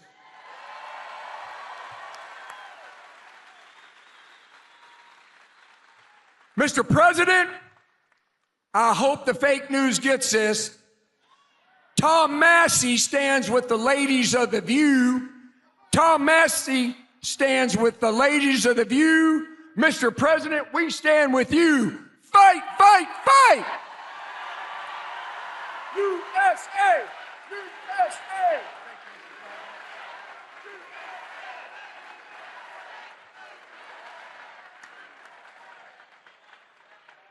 I'm telling you, that is the greatest candidate. You know, I've done this before, not quite as violently and miserably as this one, but I just can't stand this guy. But I've had some candidates that weren't great. They'd get up, they wouldn't talk well. And I'm trying to beat like an incumbent bad congressman, senator, somebody. I do it all the time. If somebody's bad, I try and get him out of office. I should just leave it alone. My life would be a lot easier. Right? But I have usually candidates that don't have what it takes. This guy is unbelievable. He is central casting. Just elect him. You're going to have no problems with him. Thank you. Ed, thank you. Unbelievable. That's great. He's a good man. With us today are some of the amazing warriors who, unlike Massey, stood up for the working people of this Commonwealth, this great group of people, the people that built the nation, including a wonderful man who's been with me all the way, Congressman Andy Barr.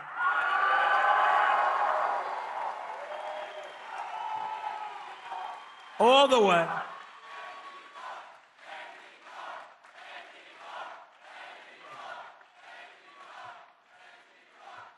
He's a good guy and a warrior. Also with us is a senator who came from really behind. He really didn't have a good chance of winning. The guy was a longtime senator, Democrat. It's terrible. He's running again. He's terrible. He was a terrible radical left lunatic. But Bernie Moreno did some job on him, and he won the race, and it was amazing.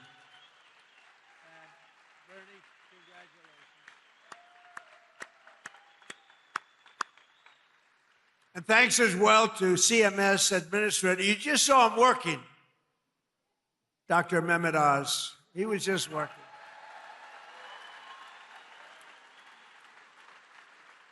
Thank you, Dr. Oz. Director of the Center for Medicare, who's an incredible guy, helped us so much with the reduction in drug prices that you got, the biggest reduction in history. Chris Plump.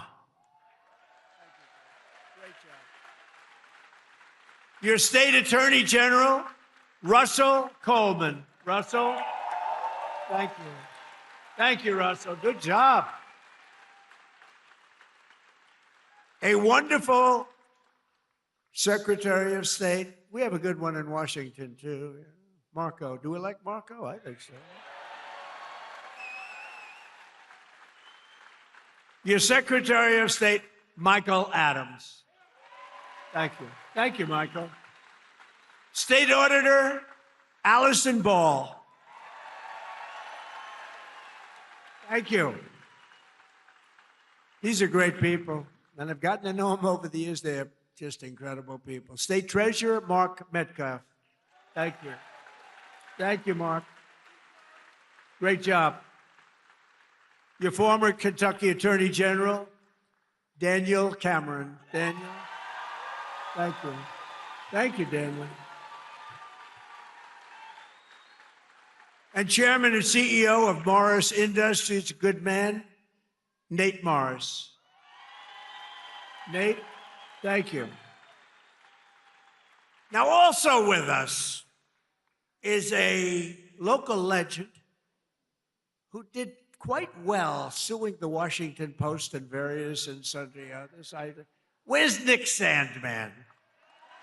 Where's Nick? Come here, come on. Hurry up, Nick. He's a young guy, he can get up here. Guy walked away with a lot of money. They did a number on him. He said, we're not going to take it anymore. I love these guys. Nick, wow. Become a big celebrity, too. Nick, say a couple of words, Nick. We love Nick.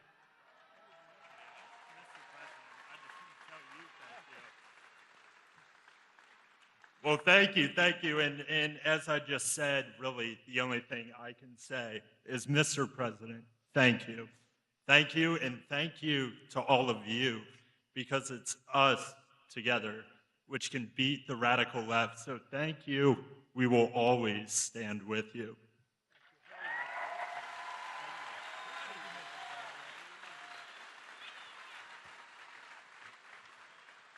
I watched that whole thing unfold, Nick, and I said, that guy is getting scammed.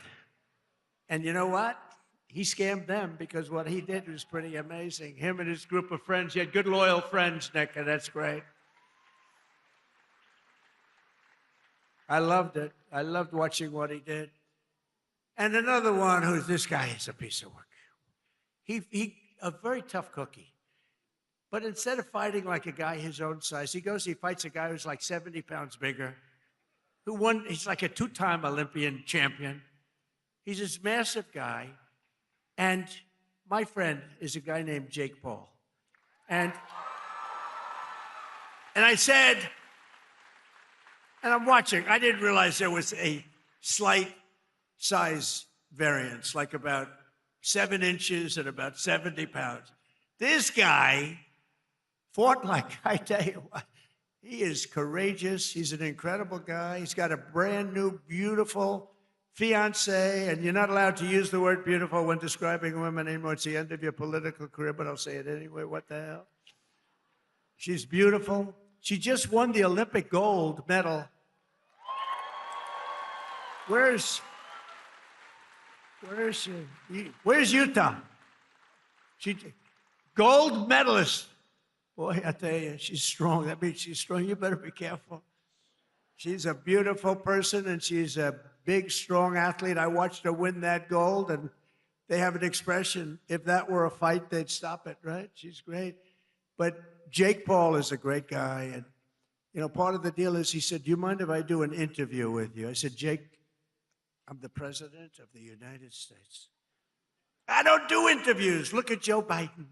He went 2.5 years without doing an interview because he was shot. But he was shot 30 years ago, too. He was no good. But I said, Jake, I'm president. How can I do your local podcast? But his local podcast is big stuff, and he's big stuff. Jake, you got to come up. Come here. Come on. You got to come. This guy has guts. And he walked out with a broken jaw. Anyway, this was not the greatest fight.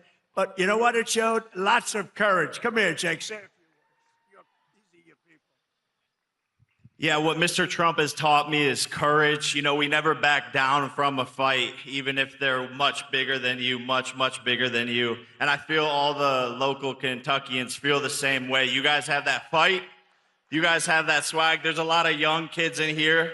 The future of America. I grew up just a few hours away from here, and my dad taught me to fight. And all of our voices matter in America. And I'm never afraid to speak the truth, and I know you guys aren't. We are here representing the United States, and it's just a blessing. Thank you, Mr. Trump. We need more factories like this thriving all over the country, and I know he's going to be the one to bring that here to us. I know God is with us. I know he wants us on the right side of history. And everyone here has to do their part. And God's got us. Trump's got us. God bless. Love you, Kentucky.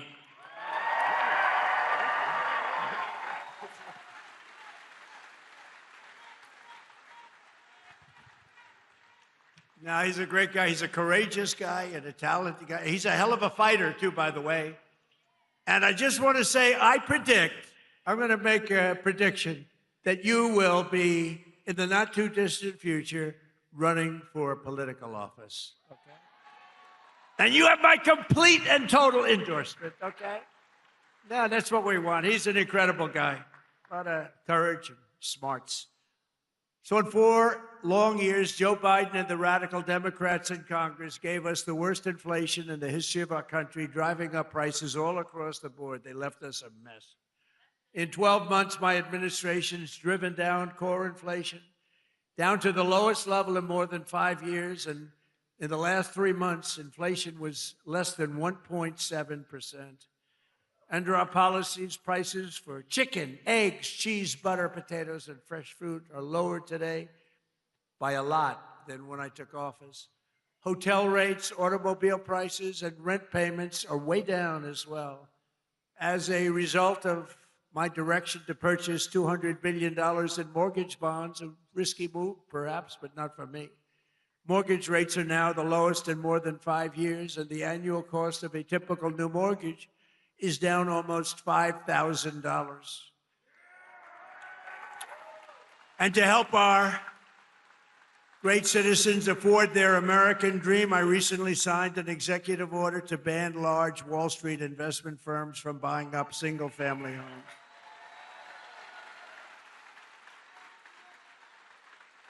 Under my most favored nation agreements for drug prices, we're also slashing drug prices at record levels, with price differences of 400, 500, 600, and even 700%. Can you believe it? And I got that with the drug companies, and then I had to convince foreign nations that it's not fair, and I used the word tariff, the beautiful word.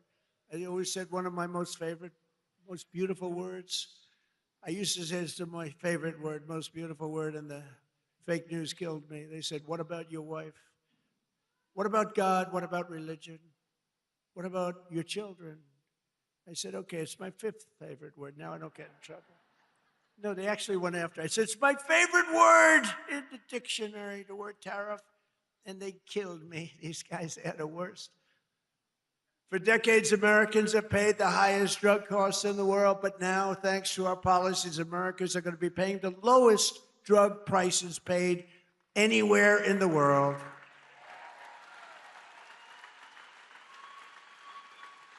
And these incredible price reductions are available right now at, and I did not name this. This was done by Dr. Oz and Bobby. Where's Oz? He's back with the patient. See, he stays with the patient. Where's Oz? Oz, is it true that I did not name this after myself? Okay, thank you. If he said no, he'd be out of here. No, he's done a great job. And is she okay, Oz? Good. Thank you. Great. Great job. She's okay.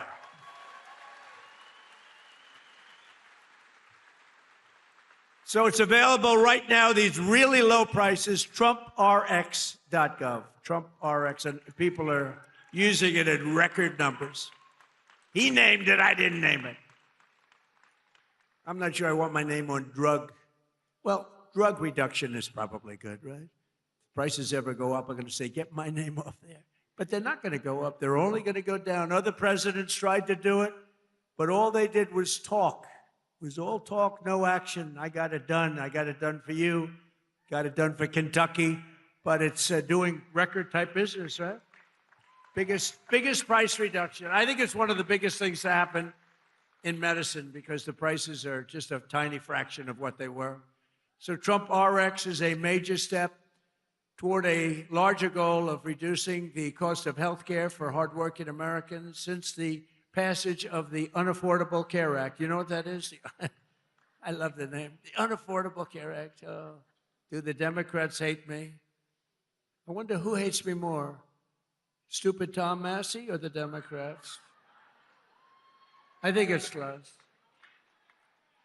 Well, they have Trump derangement syndrome. If we won that war, which we have basically done, if we won that war in one day, he should have done it faster. It's unacceptable. And by the way, if I didn't go in, now they like to complain. It's hard for them to complain. With that military is so incredible. But they like to complain. So let's assume I didn't go in. I was like every other president. Oh, no, let them kill people. Let them get an atomic weapon. Let them get a nuclear weapon that can destroy the world. So let's assume I didn't go in. They'd say, he should be going in. These are the worst people. Since the passage of the Unaffordable Care Act, sometimes referred to as Obamacare, named after Barack Hussein Obama. Have you heard of him? Big insurance companies have gotten rich with our government giving them hundreds of billions of dollars as their stock prices soared up to 1,700%. Under my plan, I want to stop all payments to big insurance companies and instead give the money directly to the people so that they can buy their own health care, which will be better health care at a lower cost, Dr. Oz. Okay? Billions, trillions of dollars a year, literally trillions, go to insurance companies and you get rotten health care. Obamacare is a loser. It was meant for the insurance companies, and the insurance companies totally control the Democrats, not the Republicans. Just over 1 year ago, we inherited a mess, a floundering economy, wide open borders, the worst inflation ever, crime, chaos everywhere. Today, just a short time later, look, we've been there for 1 year. We have the most secure border in U.S. history. The flow of fentanyl across our border is down by 59%. We get it better. The murder rate just saw its single largest drop ever recorded, the lowest in 125 years, before my father, Fred, was born, before he was born. And that's despite the fact that we have a lot of people that shouldn't have been allowed in here that are murderers. Inflation is plummeting. Incomes are rising. The economy is roaring back. And America is respected again, perhaps respected like never before. Every single day of my administration, with the help of the great people of Kentucky, yeah, I love Kentucky. We will keep on working, and we will fight, fight, fight, and we will win, win, win. And together, we will make America powerful again, front row Joe. We will make America wealthy again. We will make America healthy again. We will make America strong again, strong. We will make America proud again. We will make America safe again. And we will make America great again. Thank you, Kentucky. Thank you. Thank you very much. Thank you very much.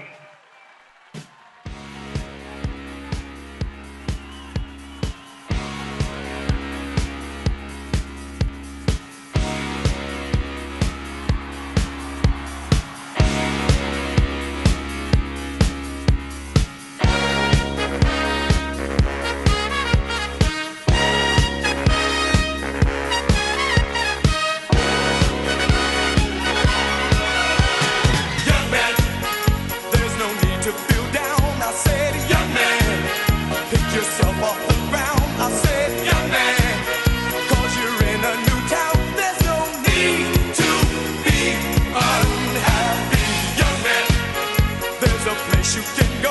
I said, young man, when you're short on your dough.